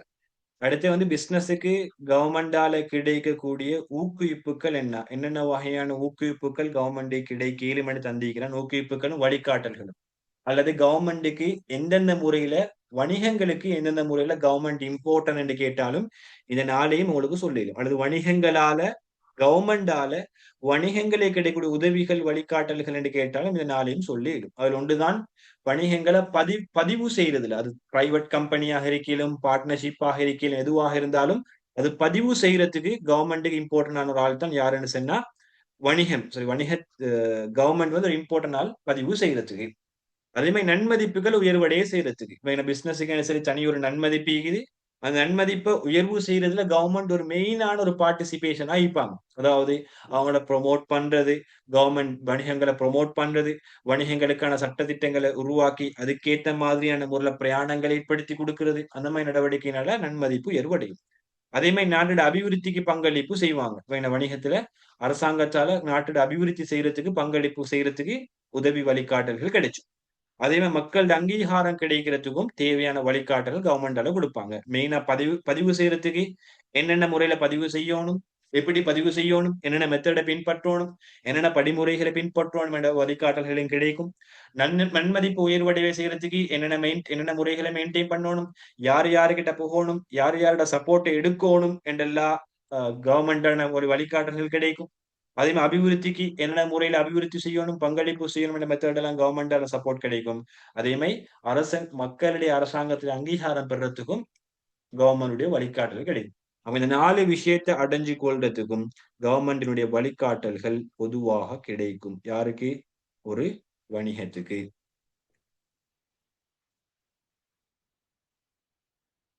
இந்த விஷயங்களை இந்த பார்ட்டிக்கு தானே, இந்த பார்ட் நான் லாஸ்டா பேசுறேன், இந்த பார்ட் லாஸ்டா பேசுறது ஒரு பிராக்டிக்கல் பார்ட். இது ஒரு பிராக்டிக்கல் பார்ட். இந்த மாதிரி பார்ட் வந்து கொஸ்டின்ஸ் பிசினஸ் ஸ்டடீஸ்ல பொதுவா வரும். இது ஒரு பிராக்டிக்கல் பார்ட். பிசினஸ் ஸ்டடீஸ்ல டியூட்டை தவிர சில பிராக்டிக்கல் பார்ட், கைடை தவிர சில பிராக்டிக்கல் பார்ட் இருக்குது. அந்த பிராக்டிக்கல் பார்ட் இதில் நோட் பண்ணிக்கிற கட்டாயம் உங்களுக்கு பின்னால வரும். ஓகே, நான் உங்களுக்கு பின்னால விளங்கப்படுத்துறேன் லாஸ்டா.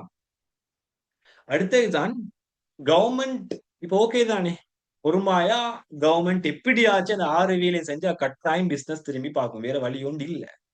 இப்ப திரும்பி பார்க்க வைக்கிறதுக்கு ரீசன் உண்டிக்கணும் தானே இவ்வளோ கஷ்டப்படணும் பிசினஸ். இவ்வளோ கஷ்டப்படணும் கவர்மெண்ட். யாருக்காக கஷ்டப்படணும்? இவ்வளோ சிரமங்களை தாங்கி வெயில்ல நனைஞ்சி வெயில்ல காஞ்சி மழையில நனைஞ்சி ரெஸ்பெக்டே இல்லாத இடத்துல ஏச்சி கேட்டு பேரண்ட்ஸ் ஏச்சி கேட்டு அந்த பொடியன் பாருங்க தியாக பாருங்க. பேரண்ட்ஸ் ஏச்சி கேட்டு அதே மாதிரி ஸ்கூல்ல ஏச்சி கேட்டு டீச்சர்ஸ் மாட்ட ஏச்சி கேட்டு படிக்காம ஸ்கூல்ல ஃபுல்லா மானம் பேத்து வாபடமான உம்மடமான எல்லாத்தையும் அனுப்பி ஏன் இவ்வளவு ட்ரை பண்ணணும்? என்ன ரீசன்? என்ன ரீசன்? என்ன ரீசன் சொன்னா அவனுக்கும் சுயநலம் உண்டு, அதனால ஈக்குது. அவனாலையும் அந்த வேலை செஞ்சு கொண்டு நடந்து கொண்டு போகுது. அவனுக்கும் ஆள் தேவை. யாரு? இவங்க தேவை. இவங்க இல்லாம அவங்களுக்கும் நடவடிக்கைகளை மெயின்டைன் பண்ண இயலா. அதனால தானே இவ்வளவு தியாகம். அதனால தானே இவ்வளவு கஷ்டம். அதனால தானே இவ்வளவு முயற்சி. அதனால தானே ஏன்னா இவருக்கு தனியை விட்ட வேலை செய்யல. சப்போர்ட்டிவ் தேவை. சப்போர்ட் எடுக்கிறதுக்கு தான் இவ்வளவு தியாகம். சம்டைம் உயிர் போனாலும் பரவாயில்லன்னு சொல்லக்கூடிய தியாகம். அதே மாதிரி தான் கவர்மெண்டும் இவ்வளவு தியாகம் செய்யறதுக்கு ரீசன் இந்த மாதிரி நோக்கங்களை கவர்மெண்ட்டுக்கு தனியாடே இயலா. இந்த பொருளாதார வளர்ச்சியா இருக்கையிலும் பூரண வேலைவாய்ப்பு மட்டமா இருக்கையிலும் நியாயமான வருமான பரம்பலா இருக்கையிலும் பொருளாதார நிலைப்பு தன்மையா இருக்கையிலும் சாதகமான சர்வதேச வியாபாரம் ஆயிக்கையிலும் இந்த ஆக்டிவிட்டி தான் கவர்மெண்ட்டுக்கு செஞ்சு கொள்ளணும். இந்த வேலைகளை கவர்மெண்ட் நிறைவேற்றிக் கொள்ளணும். ஆனா என்ன செய்யலாம்? தனியே இருந்து செய்யலாம். தண்ணி இருந்து செய்யலாம்.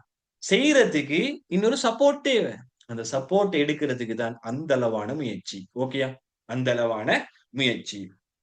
அதுல முதலாவது விஷயம் தான் இதன் அதே மாதிரி முக்கியமான விஷயம் 5 ஆண்டுகளுக்கு ஒரு முறை தெளிவா விளங்கெடுக்கணும். இவ்வளவுக்கு கவர்மெண்ட் இந்த நோக்கங்கள் அடையிறதுக்கு ட்ரை பண்றான்டா 5 ஆண்டுகளுக்கு ஒரு முறை உலக மகா நாடுகள் என்ன செய்வாங்கன்னா மகாநாடு ஒன்று கூட்டுவாங்க. மகாநாடு ஒன்று பெருசா கான்ஃபரன்ஸ் ஒன்று பெருசா நடக்கும். அந்த கான்ஃபரன்ஸ்ல வச்சு கேட்பான் எல்லாத்துல முன்னுக்கும் ஸ்ரீலங்கா நாட்டு ஜனாதிபதி அல்லது ஸ்ரீலங்கா நாட்டு அந்த பிரதிநிதியை கூப்பிட்டு கேட்பான். இந்த 5 வருஷத்துல நீங்க என்னத்தை கிழிச்சீங்கன்னு கேட்பான். நீங்க என்னத்தை செஞ்சீங்க 5 வருஷத்துல? உதாரணம் உங்கள்ட்ட கூப்பிட்டு கேட்டு உங்களுடைய பேரண்ட்ஸ் வளமையா கேட்டுன்னு எங்கட பேரண்ட்ஸ் அப்படிதான். எங்கட பேரண்ட்ஸ் வந்து ஸ்கூல் போக்கல 2 வீக்ஸுக்கு ஒருக்கா கூப்பிட்டு அதனாலதான் சாதாரண இந்த அளவுக்கு படிச்சோம். முன்னாடி படிச்சுக்க மாட்டோம். 2 வீக்ஸுக்கு ஒருக்கா கூப்பிட்டு புக்ஸ் எல்லாம் செக் பண்ணுவாங்க. புக்ஸ் எல்லாம் எடுத்து பெரம்போட வச்சுக்கொண்டு சிரிசில எல்லாம் சரியா அடி வாங்கிப்போம். எங்களோட குடும்பத்துல எல்லாரும் 5 பேரும் அடி வாங்கிப்போம். சிஸ்டர்ஸ் அண்ட் பிரதர்ஸ் எல்லாம். சரியா? அப்ப எடுத்து புக் எல்லாம் எடுத்து எழுத்து அசிங்கமா இருந்தா இவ்வளவு அவசரமா எழுத்து அசிங்கமா எழுதிக்கிறீங்க. அந்த அந்த கொஸ்டின்ஸுக்கு சரியா ஆன்சர்ஸ் பண்ணாட்டி அடி. கொடுமை இல்ல. அந்த விஷயத்துல மட்டும்தான் அடிப்பாங்க. அது கொடுமையா விலங்கெடுக்குவானம். சரியா? அடுத்தது வந்து ரிசல்ட்ஸ் மார்க்ஸ் குறைஞ்சா என்ன ரீசன் கேட்பாங்க. வெளியீடான ஒரு ரீசன்ஸ் தெல்லாட்டி அங்க எனக்கு ஒரு அடி. சரியா? அப்ப அப்படி வெளியீடான ரீசன்ஸ் எல்லாம் எக்ஸ்பெக்ட் பண்ணுவாங்க. யாருக்கிட்டேன்னா எங்களுக்கு தெரியும். அப்ப இந்த மாதிரி விஷயங்கள் எக்ஸ்பெக்ட் பண்ணி நாங்க சரியான முறையில ரிப்ளை ஒன்று கொடுக்காட்டி பொதுவா அடி வாங்குறது வளமை. அப்ப அதான் ஆயிட்டான் 5 வருஷத்துக்கு ஒருக்கா கவர்மெண்ட் எல்லாத்தையும் ஒன்றிணைச்சு உலக நாடுகளை ஒன்றிணைச்சு உங்கள்ட்ட கேட்பான் இந்த 5 வருஷத்தை நீங்க என்னத்த செஞ்சீங்க? நடுவுல 2 வீக்ஸுக்கு ஒருக்க கேட்கிற மாதிரி 5 வருஷத்துக்கு ஒருக்க கேட்பீங்க. 5 வருஷத்துக்கு ஒருக்க கேட்பாங்க. 5 வருஷத்துக்கு ஒருக்க கேட்பாங்க. கேட்க போல 5 வருஷத்துக்கு ஒருக்க கேட்க போல நாங்க சாதாரணமா அல்ல சரி சிரிச்சு போனீங்கன்னு சொன்னா உலக மகா நாடுகளுக்கு முன்னுக்கு எல்லா நாடு முன்னுக்கும் சார்ட்டர் ஆவேலி வரும். நாட்டுல ஈக்கதே ஒரு 1000 பேர் தான். அதுல 300 பேருக்கு நாங்க வேலை எடுத்து கொடுத்தேன்னு சொன்னா சீப் அடே பெரிய பெரிய நாடு ஜப்பானி பானுவல் அமெரிக்கா பானுவல் அந்த நாடுகளுக்கு முன்னுக்கு சோமாலியா முன்னுக்கிழமை நாங்க இந்த வேலையை செஞ்சோம். இவ்வளவு வேலை வாய்ப்பு உருவாக்கினோம். ஸ்ரீலங்கா ஒன்றும் கிழிச்சில்லாட்டி எவ்வளவு பெரிய சார்ட்டர். இதனாலதான் இந்த வேலை வாய்ப்பு உருவாக்குறதுக்கு தான் இவ்வளவு முயற்சி இவ்வளவு முயற்சி இவ்வளவு முயற்சி. அப்ப இதுக்கு தான் அடையில தனியே அதுக்குதான் government support private support business support எடுக்கிறது. சோ அந்த அடிப்படையில முதலாவது டார்கெட் தான் என்னன்னு சொன்னா பொருளாதார அபிவிருத்தியும் பொருளாதார வளர்ச்சியும். பொருளாதார அபிவிருத்தியும் பொருளாதார வளர்ச்சியும் சொன்னா சிம்பிளா மனிதண்ட நாட்டோட ப்ரொடக்ஷனை கூட்டி கொண்டு போகணும். நாடு செய்யற உற்பத்தி அளவுக்கு தானே அந்த உற்பத்தி அளவை கண்டினியூஸா கூட்டணும். இதுதான் முதலாவது ஒப்ஜெக்டிவ். எவ்வளவு ட்ரை பண்ணி கூட்டணுமோ அவ்வளவு ட்ரை பண்ணி கூட்டணும். இதுதான் முதலாவது ஒப்ஜெக்டிவ். நாடோட உற்பத்தி கூடினா என்ன நடக்கும் என்றா மக்கள்கிட்ட உற்பத்தி நுகரக்கூடிய செல்வாக்கு கூடும். வேணா உற்பத்தியினுடைய அளவு கூட போல நாட்டுல உற்பத்தி செய்யக்கூடிய அளவு கூட போல மக்களுடைய உற்பத்தி நுகரக்கூடிய ஆற்றல் கூடும். அப்ப உங்களுக்கு சாதாரணமா நீங்க 2-3 பண்டம் நுகர்ந்து கொண்டீங்க உங்களுக்கு 10, 15 நுகரக்கூடிய சந்தர்ப்பம் உங்களுக்கு கிடைச்சுன்னு சொன்னா உங்களோட வாழ்க்கை தரம் கூடும். உங்களோட வாழ்க்கை தரம் கூடும். சோ இதனால தான் என்ன செய்வாங்கன்னா வாழ்க்கை தரத்தை கூட்ட மனித சுட்டி நீண்ட கால அபிவிருத்தியை ஏற்படுத்துறதுக்கு தான் என்ன செய்வாங்கன்னா இந்த உற்பத்தியை அதிகரிப்பாங்க. மக்களோட வாழ்க்கை தரத்தை கூட்ட அதே மானிட சமூக சுட்டி இந்த மானிட சமூக சுட்டின்னு சொல்ற விஷயம் வந்து நாங்க எக்கனாமிக்ல யூனிட் 12ல படிப்போம். மானிட சமூக சுட்டின்னா என்னன்னு சொல்லி அது 5 வகையான டைப் செய்யுது. மானிட சுட்டிலுக்குள்ள 5 வகையான டைப் இருக்குது. அப்ப அந்த 5 டைப்பை நான் அங்க இடத்துல டிஸ்கஸ் பண்ணுவோம். அது டீப்பா உங்களுக்கு பிசினஸுக்கு தேவையில்ல. சிம்பிளா மானிட சமூக சுட்டின ஞாபகம் வச்சுக்கோ மனிதன வாழ்க்கை தரம். அப்ப அந்த மனிதன் வாழ்க்கை தரத்தை கூட்டுறது தான் அவங்களோட அல்டிமேட் டார்கெட். உற்பத்தியை கூட்டி மனிதன் வாழ்க்கை தரத்தை கூட்டணும். அதுவும் எப்படி? 1 வருஷத்துக்கா இல்ல, 2 வருஷத்துக்கா இல்ல, பல ஆண்டுகளுக்கு கூட்டணும். அதுதான் பொருளாதார வளர்ச்சியும் அபிவிருத்தியும். அதுக்குதான் பொருளாதார வளர்ச்சியும் அபிவிருத்தியும் ஏற்படுத்த போறோம். அதுதான் முதலாவது நோக்கம். 2வது நோக்கம் பூரண வேலை வாய்ப்பு மட்டம். பூரண வேலை வாய்ப்பு மட்டம் என்ன சொன்னா ஸ்ரீலங்கால யாருக்கெல்லாம் வேலை செய்யறதுக்கு தகுதி இருக்கிறாங்களோ, தகுதின்னு சொன்னா சிம்பிளா 14 வயசுக்கு மேலே ஆயிக்கணும். முந்தி 18 வயசு ஆயிருந்துச்சு, இப்ப 14 வயசு வேலை செய்யணும். 14 வயசுக்கு யாரெல்லாம் வேலை செய்யறதுக்கு மேலே இருக்கிறாங்களோ அவங்கள எல்லாத்தையுமே வேலைக்கு யூஸ் பண்ண ஊணும். இதுதான் பூரண வேலை வாய்ப்பு. மனிதர்கள் மட்டுமில்ல, சாதாரண நிலங்களாக இருக்கையிலும், உழைப்புகளாக இருக்கையிலும், மூலதனங்களாக இருக்கையிலும், நிறுவன அமைப்புகளாக இருக்கையிலும் எல்லாத்தையுமே பயனுள்ள ஏதாச்சும் ஒரு ப்ரொடக்ஷன்ல பயனுள்ள ஏதாச்சும் ஒரு நடவடிக்கையில் ஈடுபடுத்தணும். இதுதான் பூரண வேலை வாய்ப்பு. பூரண வேலையை பண்ண சொல்லக்குள்ள கிட்டத்தட்ட 97% நாட்டுல மக்கள் 100 பேர் இருக்கிறாங்க. 97 பேர் வந்தாலும் நாங்க பூரண வேலை வாய்ப்பு தான் காட்டுறேன். நாங்க பிசினஸ்ல படிச்சு 30 சாத்திய வலையில சரியா. பூரண வேலை மட்டத்தை உருவாக்குறது இவங்களோட 2வது ஒப்ஜெக்டிவ். 3வது ஒப்ஜெக்டிவ் நியாயமான வருமான பரம்பல். நியாயமான வருமான பரம்பல் என்ற அர்த்தம் என்னன்னு சொன்னா ஒத்தனை பணக்காரனாக்கி ஒத்தனை பிச்சைக்காரனாக்குறது இல்ல. பணக்காரன் கிட்ட இருந்து சல்லி உரிச்சு சாதாரண ஏழைகளுக்கு கொடுக்கறது அல்ல. ஸ்பெஷலான விஷயம் என்னன்னு சொன்னா இங்க வருமானத்துல கெப்ப குறைக்கணும். அதுதான் மெயின். முடியுமான வரைக்கும் நாட்டுல சம்பாதிக்கப்படக்கூடிய வருமானத்தை எல்லா மக்களுக்கும் சரியான முறையில பகிர்ந்து கொடுக்கணும். இதுதான் எங்களோட அல்டிமேட்டான டார்கெட். வேணும் வருமானம் எல்லாத்துக்கிட்டையும் சரியான முறையில போகாட்டி எல்லாத்தையும் சரியான முறையில பகிர்ந்து அளிக்கிறதுக்கு நாங்க முயற்சி செய்யறது அல்டிமேட்டான டார்கெட். அப்ப இந்த இடத்துல வருமானம் என்று சொல்லக்கூட சம்டைம்ஸ் சிலவங்க உயர்ந்தளவான வருமானங்களை நுகருவாங்க. சிலவங்க சாதாரணமான மட்ட வருமானங்களை நுகருவாங்க. சிலவங்க அறவே குறைஞ்ச வருமான மட்டங்களை நுகருவாங்க. உதாரணமா நான் சொன்னமா இதுக்கு போது இந்த கன்செப்ட சொல்லிப்பேன். சிலவங்க நாட்டுல ஸ்ரீலங்கால சிலவங்க ஈப்பாங்க. அவங்களோட ஐடியா என்னன்னு சொன்னா அடுத்த நேர சாப்பாட்டை எந்த நாட்டுல பெய்து தின்றேன்னு சொல்லி யோசிச்சு கொண்டு ஈப்பாங்க. அடுத்த நேர சாப்பாடை எந்த நாட்டுல பெய்து தின்ற. உதாரணமா பெரிய பெரிய ஜனாதிபதி ஆரம்ப கால ஜனாதிபதி மகங்கள் அப்படித்தான் இருந்தாங்க. பேத்து அமெரிக்கால வெள்ள சாப்பாடு, ஜப்பான்ல பகல் சாப்பாடு, ஈராக்ல ரவ் சாப்பாடு, அப்படி ஒவ்வொரு நாட்டுல ஒரு சாப்பாடு தின்னுவாங்க. அப்ப அவங்களோட ஐடியா அடுத்த நாட்டுக்கு எங்க போறது, அடுத்த நேர சாப்பாட்டுக்கு எந்த நாட்டுல எந்த எந்த சாப்பாடு தின்ன போறதுன்னு தான் அவங்களோட பிளான். இப்படியும் சில வருமான மட்டம் உடையவங்க ஸ்ரீலங்கால இருந்து கொண்டுதான் நீக்கிறாங்க இன்றைக்கும். அடுத்த வாகனம் அந்த டட்லி சேனநாயக்கடுங்க தப்பு சொல்றதுக்கு இல்ல. அவரோட பேர்ல ஒரு 501 வாகனம் மீக்குதான். 500 வாகனம். அவர் யோசிப்பாரு மார்னிங் மாடலும் என்ன இன்றைக்கு வேலைக்கு போறது, இன்றைக்கு நான் ஜொப்புக்கு போறது, இல்லாட்டி அன்றாட நடவடிக்கை எந்த வாகனத்துல போறேன்னுதான் அவருக்கு பிளான். அதுதான் அவர் கன்ஃபியூஸ் ஆகிக்கும். இதே இப்படிப்பட்ட வருமான முடிவுகளும் நாட்டுல ஈக்கிறாங்க. சேம் டைம் இப்படிப்பட்ட வருமானம் மத்தவங்க இன்னொரு டைப் ஈப்பாங்க. எப்படின்னா அடுத்த நேரத்துக்கு சாப்பாடுக்கு என்ன செய்யறது என்று திங்க் பண்ணி கொண்டு இருக்கிறவங்க. எனக்கு சாப்பாடு உண்டு இல்ல, அடுத்த நேரம் சாப்பாட்டுக்கு எங்க போறது, யாருகிட்ட கேட்கறதுன்னு சொல்லக்கூடிய நிலைமையிலும் ஈக்கிறாங்க. சேம் டைம் அடுத்த நேரம் ஒரு டிராவல் பண்ணணும், வருமானம் சல் இல்ல, பஸ்ஸுக்கு போகணும், ஒரு 100 கையில இல்லாத அளவுக்கு வருமான முடிவுகளும் ஸ்ரீலங்கால தான் வாழ்ந்து கொண்டிருக்கிறாங்க. சோ இது எவ்வளவு பெரிய ஒரு அநியாயம். ஒருத்தருக்கு அப்படி இன்னொருத்தருக்கு இப்படி இல்லை. அவரும் முயற்சி செய்யறாங்க, இவரும் முயற்சி செய்யறாங்க. அப்ப ஏன் இந்த பாகுபாடு? இதை குறைக்கிறது தான் நாட்டுடைய டார்கெட். இதுக்கு தான் அவங்க கிட்ட இந்த டெக்ஸ் அடிச்சு இவனுக்கு என்ன செய்வான் மானியம் கொடுப்பான். அந்த டெக்ஸ் சரியா அடிச்சு சரியா மானியம் கொடுத்தீங்கன்னா இந்த அளவு கெப் வரல. டெக்ஸ் 100 அடிச்சா 20 தான் மானியமா போற, மீதி 80 பார்லிமெண்ட்ல இருக்கிற 225 பேரோட பாக்கெட்ல போற. இதுதான் பிரச்சனை. அதனால அவரும் பணக்காரனாகிற, பணக்காரனா இருந்தவன் டெக்ஸ் அடிச்சு ஏழையாகிற, ஏழையா இருந்தவன் சரியா போகாம இன்னும் ஏழையா மாறிக்கொண்டிருக்கிறான். இதுதான் நாட்டில் நடக்கிற சிச்சுவேஷன். ரியலா நடந்திருந்தா அந்த ஏழை பாகுபாடு குறைஞ்சிக்கும். அப்ப இதுதான் 3வது ஒப்ஜெக்டிவ். 4வது ஒப்ஜெக்டிவ் நாங்க நேத்து எங்க எக்கனாமிக்ல கிளாஸ்ல பேசின பொருளாதார உறுதிப்பாடு, நிலைப்பு தன்மை. நிலைப்பு தன்மைண்டா நாங்க ஒரு டிசிஷன் ஒன்று மெயின்டைன் பண்ணணுமெண்டா சரியான ஒரு டிசிஷன் மேக் பண்ணணும்டா என்ன ஈக்கணும், பொருளாதார உறுதி உண்டு ஈக்கணும், இல்லாட்டி கஷ்டம். சோ அந்த உறுதி ரெண்டு உறுதிக்கு உண்டு, அகரீதியான உறுதி, புற ரீதியான உறுதி. அகரீதியான உறுதின்னு சொன்னா ஸ்ரீலங்கா உள்ளுக்கு ஸ்ரீலங்கட பண ரீதியான பெருமதிய ஸ்ரீலங்கட விலை மட்டும் நிலையானதாக இருக்கும். உதாரணமா ஒரு ரத்தி பால் பேக்கெட் இன்றைக்கு 150 ரூபாய் எடுத்துட்டு 5 வருஷத்துக்கு பிறகு 15,000 கொடுத்து எடுக்கக்கூடிய நிலைமை வரப்படாது அதே ரத்தி பேக்கெட்டா. நம்ம கோவிட்-19க்கு முன்னால 400 கிராம் ரத்தி எடுத்த 225 ரூபாய் இருந்துச்சு. கோவிட்-19க்கு பின்னால 2026ல அதே ரத்தி பேக்கெட் எடுக்கிறதுக்கு 1100 ரூபாய் கட்ட வேண்டியிருக்குது. பாருங்க. அப்ப எங்களுக்கு ஒரு டெசிஷன் எடுத்துக்கொள்ளல. 5 வருஷம் தான் மாற்றம். 5 வருஷத்துக்கு விலையெல்லாம் மாறியாச்சு. அப்புறம் 5 வருஷத்துக்கு எங்களுக்கு ஒரு பிளான போடல. அடிக்கடி பிளான மாத்த வேண்டி வரும். சோ இந்த நிலைப்பாடு வரப்படாது. இதுக்கான ஒரு நிலைமையை உருவாக்குறது தான் விலை மட்டத நிலையாக பேணுவோனும் என்று சொல்றது அகரீதியான உறுதி. அதுல விலை மட்டம், பணவீக்கம், வட்டி வீதம் எல்லாம் சேம் தான். சரியா?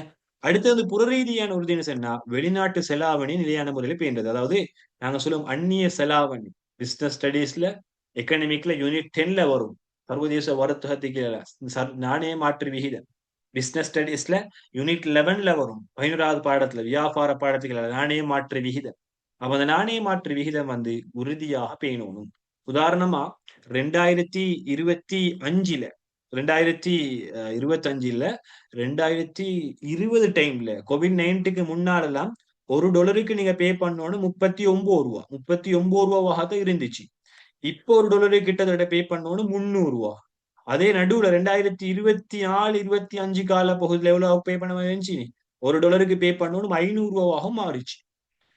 பாருங்க இது ஒரு மாற்றம். இந்த மாற்றம் இல்லாம உறுதியை பேணணும். ஒரு வேலைண்டா ஒரு வேலை தான் பிக்ஸ். அதுதான் புற ரீதியான உறுதின்னு சொல்ற. அடிக்கடி இப்படி மாறப்படாது.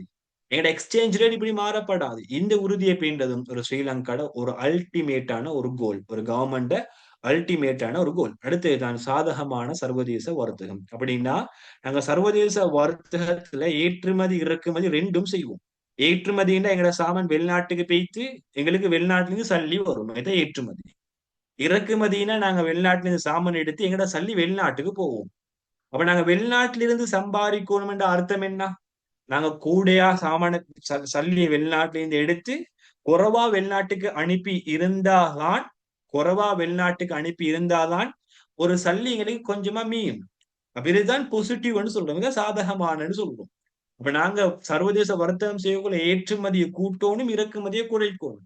அப்பதான் எங்களுக்கு வெளிநாட்டால் ஒரு பணம் ஒன்று மீயும். அப்ப இந்த நிலைமையை உருவாக்குறதும் சாதகமான சர்வதேச வர்த்தகம். அதாவது சென்மதி நிலைய பிளஸ் பாயிண்ட்ல மெயின்டைன் பண்றது. சென்மதி நிலைய அட்டவணை பிளஸ் பாயிண்ட் மெயின்டைன் பண்றது.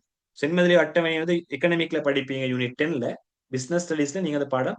சென்மதி நிலைய அட்டவணை உங்களுக்கு தேவையில்ல. ஜஸ்ட் சென்மதி நிலைய அட்டவணை என்னதை காட்டுறேன்னா மெயினா ஏற்றுமதி இறக்குமதியை தான் காட்டுறேன்னு ஞாபகம் வைங்க. அந்த ஏற்றுமதினு சொல்றது எங்களோட பொருளை வெளிநாட்டுக்கு அனுப்பி சல்லி எங்களுக்கு தருவான். இறக்குமதினு சொல்ல நாங்க வெளிநாட்டிலிருந்து பொருளை எடுத்து சல்லியை நாங்க அவங்களுக்கு அனுப்புவோம். சோ அந்த அடிப்படையில எங்களுக்கு பேலன்ஸ் பிளஸ்ல வரணும்டா. எங்களோட ஏற்றுமதி கூடிய ஆயிக்கணும் இறக்குமதியை விட. ஓகே. அப்ப அந்த விஷயம் கட்டாயமா எங்களுக்கு சொல்ல இயலும். ஓகே, நான் இன்னொரு விளங்கப்படுத்துறேன். சாதகமான சர்வதேச வர்த்தகம் என்று சொன்னா இப்ப நாங்க ஒரு பொருள் இது ஸ்ரீலங்கா எடுத்தா, இது ஸ்ரீலங்கா, இதை பொட்டி ஸ்ரீலங்கா எடுத்தா, உதாரணமா இந்த முக்கோணி இந்தியான்னு எடுங்களேன். அப்ப இந்தியால இருந்து நாங்க சாமான் எடுப்போம். எடுத்தா அது இறக்குமதி. எடுக்கக்குள்ள நாங்க சல்லி என்ன செய்வோம்? சல்லி இங்கேயும் இங்க போகும்.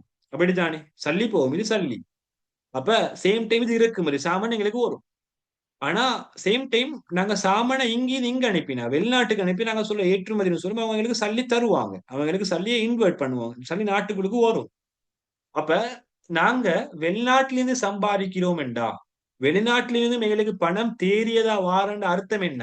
நாங்க அனுப்பினதை விட எங்களுக்கு வந்தது கூடி ஆயிக்கணும்.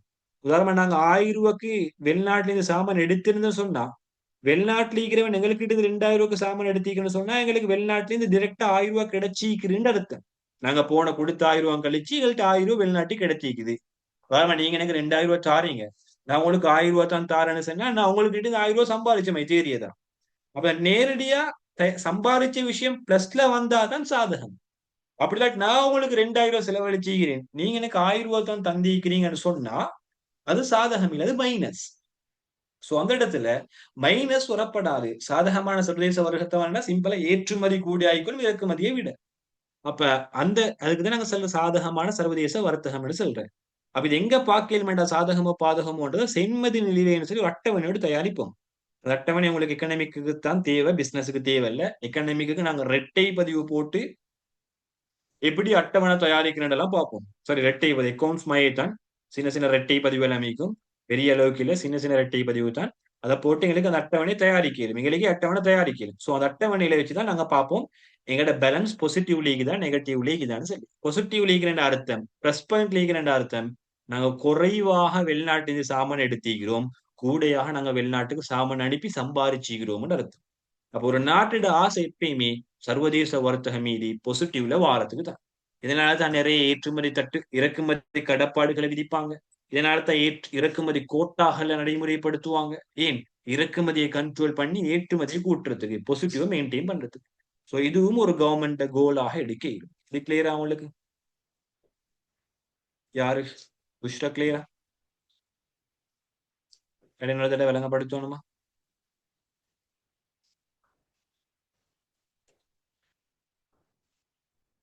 ஓகே, சரியா? அப்ப இதுதான் மெயினான விஷயம். அப்ப இந்த 3 கோலையும் அடையிறது. அப்ப இதுக்கு யார் உதவி தேவை? பிசினஸ் உதவி தேவை. இதனால தானே பிசினஸ் பிணைக்கால கெஞ்சி கெஞ்சி கெஞ்சி போனாங்க.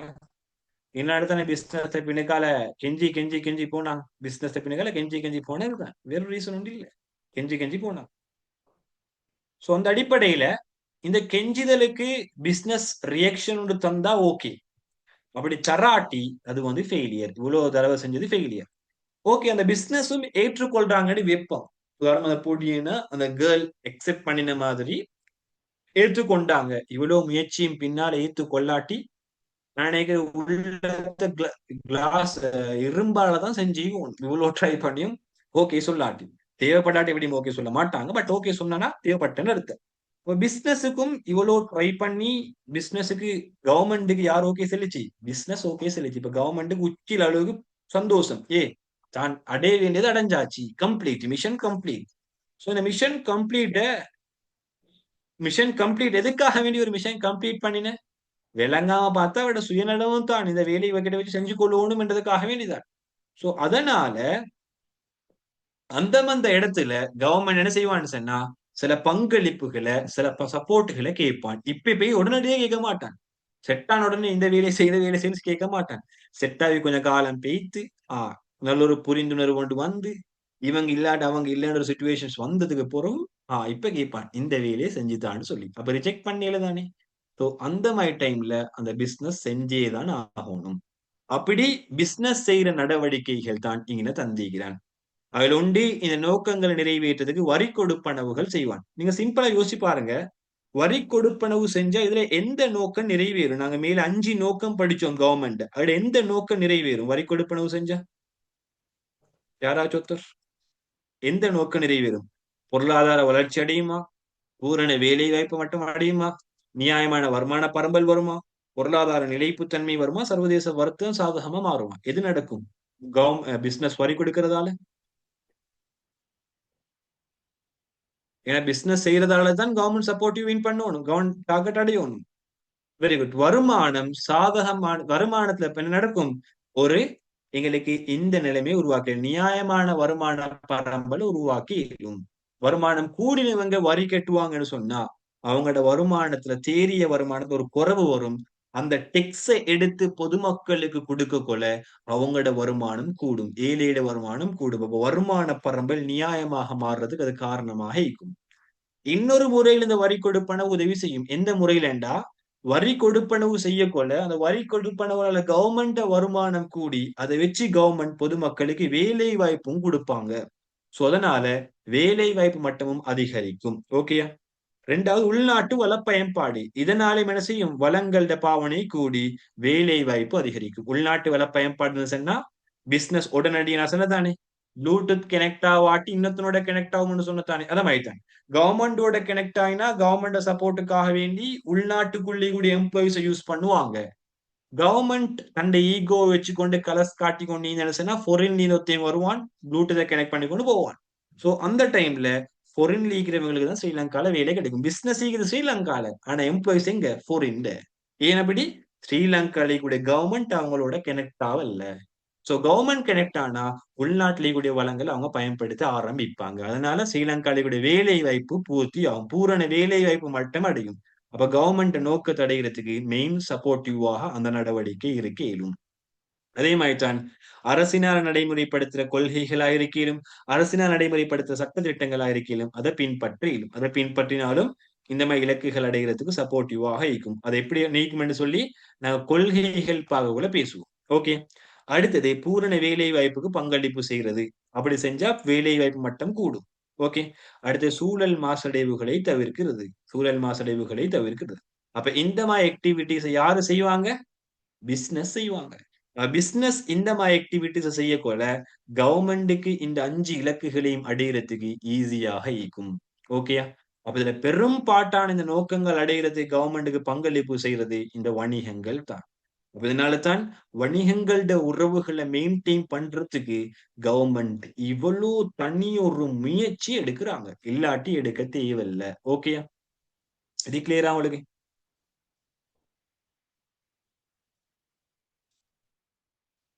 இது கிளியரா? யாராச்சும் ஒருத்தர் சொல்லுங்க. இது கிளியரா?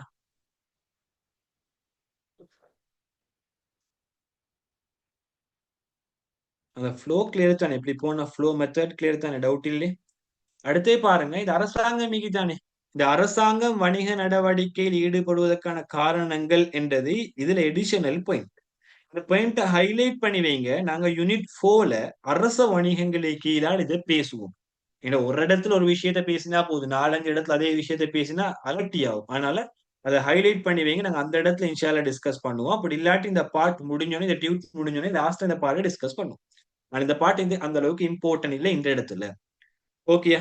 அப்ப இதுதான் எங்கட சாராம்சம். அந்த ரிலேஷன்ஷிப் சம்மரைஸ் தான் இது. இவ்வளவு நேரம் பேசினோம் ரிலேஷன்ஷிப் அதோட சம்மரைஸ் தான் இது. அதோட ரிலேஷன்ஷிப் சம்மரைஸ் தான் இது. பாருங்க அந்த ரிலேஷன்ஷிப் நான் வாசிக்கிறேன். அரசுக்கும் வணிகக்கும் இடையே காணப்பட வேண்டிய தொடர்பின் முக்கியத்துவம், தொடர்பு அந்த ரிலேஷன்ஷிப் இம்பார்ட்டன்ட் இப்பதான் சொல்றான். பாருங்க. எவ்வளவு நேரம் பேசுறேன் இதைத்தான் உங்கள்ட்ட.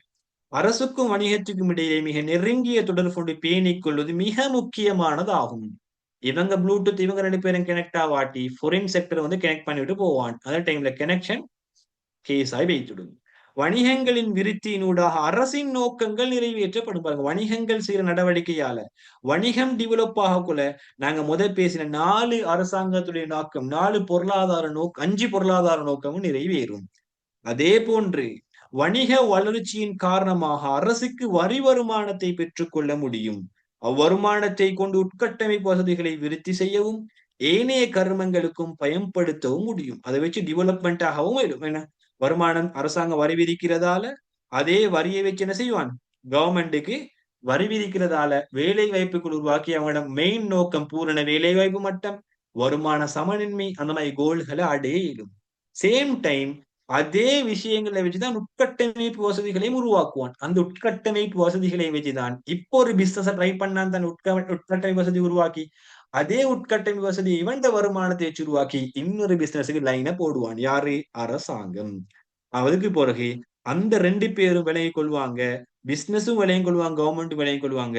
ஒருத்தர் இல்லாம மற்றவருக்கு தன்னை இலக்குகள் அடைகிறது கஷ்டம் தனியே இருந்து. சோ இதனால ரிலேஷன்ஷிப் கொண்டு மெயின்டைன் பண்ணுவோம் என்று ஃபைனல் முடிவுக்கு வருவான். இதுதான் சமரி.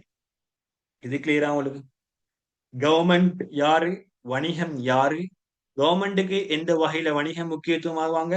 வணிகத்துக்கு எந்த வகையில கவர்னன்ஸ் முக்கியமாகுவாங்க? சோ அந்த எல்லா நடவடிக்கைகளும் செஞ்சுட்டு கவர்மெண்ட்டுக்கும் வணிகத்துக்கும் ஈக்கக்கூடிய இம்பார்ட்டன்ட் எல்லாம் பேசிட்டு கடைசியா இவங்களால அவங்களுக்கு என்ன நடக்குது அவங்களால இவங்களுக்கு என்ன நடக்குதுன்னு எல்லாத்தையும் பேசிக்கிறோம். இது கிளியரா?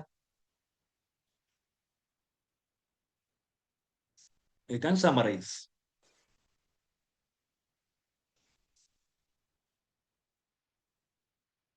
இந்த பாடத்தை இதுக்கு போது நீங்க படிச்சு இந்த கிளியரா இல்லாட்டி இப்ப எப்படி கிளியரா ஈக்கிறவங்க சொல்லுங்க.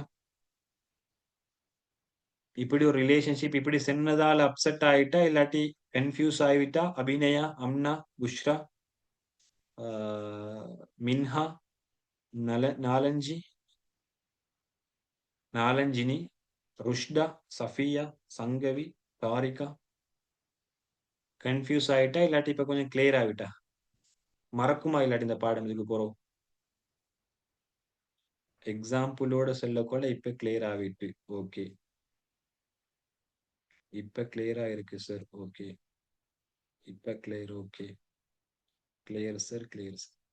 இப்பதான் கிளியர். ஓகே. இப்ப கிளியர். ஓகே சரியா. அப்ப ஜஸ்ட் இந்த தியரி வைஸா மட்டும் பார்க்காம சாதாரண இதுக்குள்ளுக்கு என்ன கன்செப்ட் நடக்குதுன்னு மட்டும் பாருங்க. இப்ப எனக்கு என்ன கன்செப்ட் இதுக்குள்ள நடக்குதுன்னு பாருங்க. சீரியஸா நான் திருப்பி சொல்றேன். இந்த விஷயத்த நான் நான் படிக்க போல நான் இப்படி படிக்கல. நான் படிக்க போல இந்த விஷயத்த நான் இப்படி படிக்கல. யோசிச்சு தான் இந்த ரிலேஷன்ஷிப் கொண்டு உருவாக்கி படிச்சு தாரேன். சரியா? அதனால நீங்க படிக்கக்குள்ளயும் நீங்களே இன்னொருத்தரோட கிளாஸ் போகக்குள்ள இல்லாட்டி நீங்க சம்டைம் இதுக்கு போற கிளாஸ் செய்ய வேண்டியானா கொஞ்சம் உள்ளுக்கு திங்க் பண்ணி பாருங்க என்ன நடக்குது என்று. ஒரு பாயிண்ட் போதும் மொத்த பாடத்தையும் விளங்கப்படுத்துறதுக்கு. சரியா? அப்ப ஐ திங்க் கிளியர் ஆயிக்குமென்னு நினைக்கிறேன். அப்ப இதோடு நாங்க என்ன செய்வோம்? வைண்ட் அப் பண்ணுவோம். அப்ப இறை கொள்கை இது எங்களுக்கு அடுத்த பேசுறதுக்கு சிம்பிளான ஒரு பார்ட். அதோட இறை கொள்கை, அதோட சேர்த்து நாணய கொள்கை இருக்குது, நிதி கொள்கை என்று சொல்றோம், நாணய கொள்கை, அதோட நுகர்வோர் பாதுகாப்பு இருக்குது. சரியா? நுகர்வோர் பாதுகாப்பு இருக்குது. அதோட பாடம் முடிஞ்சு. மூணே 3 பாட்டு தான் இருக்குது. இறை கொள்கை, நாணய கொள்கை, நுகர்வோர் பாதுகாப்பு. அப்ப நாங்க இன்னைக்கு மெயின் 2 பாட்ட பேசிக்கிறோம். இன்ஷா அல்லாஹ் அடுத்த கிளாஸ்ல இறை கொள்கை, நாணய கொள்கையும் ஒரே டைம்ல பேசுவோம். நீங்க அடுத்த டைம் வரக்குள்ள என்ன செய்யணும்னா, அடுத்த கிளாஸ் வரக்குள்ள இந்த விஷயங்களுக்கு சென்ட்ரல் பேங்க் ரிப்போர்ட் படி பெர்சன்டேஜ் தேடிட்டு வரும். அரச வரி வருமானத்துல வருமான வரி பெர்சன்டேஜ் எவ்வளோ, கம்பெனி வரி பெர்சன்டேஜ் எவ்வளோ, நிறுத்தல் வரி பெர்சன்டேஜ் எவ்வளோ, அதே மாதிரி சேர்க்கப்பட்ட வெட்பெருமானத்துல பெர்சன்டேஜ் எவ்வளோ, சுங்க வரி எவ்வளோ, உற்பத்தி வரி அல்லது கலால் வரி எவ்வளோன்னு சொல்லி சென்ட்ரல் பேங்க் ரிப்போர்ட்ல தேடிட்டு வாங்க. அடுத்த மண்டே கிளாஸுக்கு வரக்கணும். அடுத்த மண்டே இன்ஷால்லா நாங்க நிறை கொள்கையையும் நிதி கொள்கையும் கம்ப்ளீட் பண்ணிட்டு அதுக்கடுத்த மண்டேல நாங்க என்ன செய்வோம்? கவர்மெண்ட பாதுகாப்பு பேசுவோம். நுகர்வோர் பாதுகாப்பு சம்பந்தமான விஷயங்கள்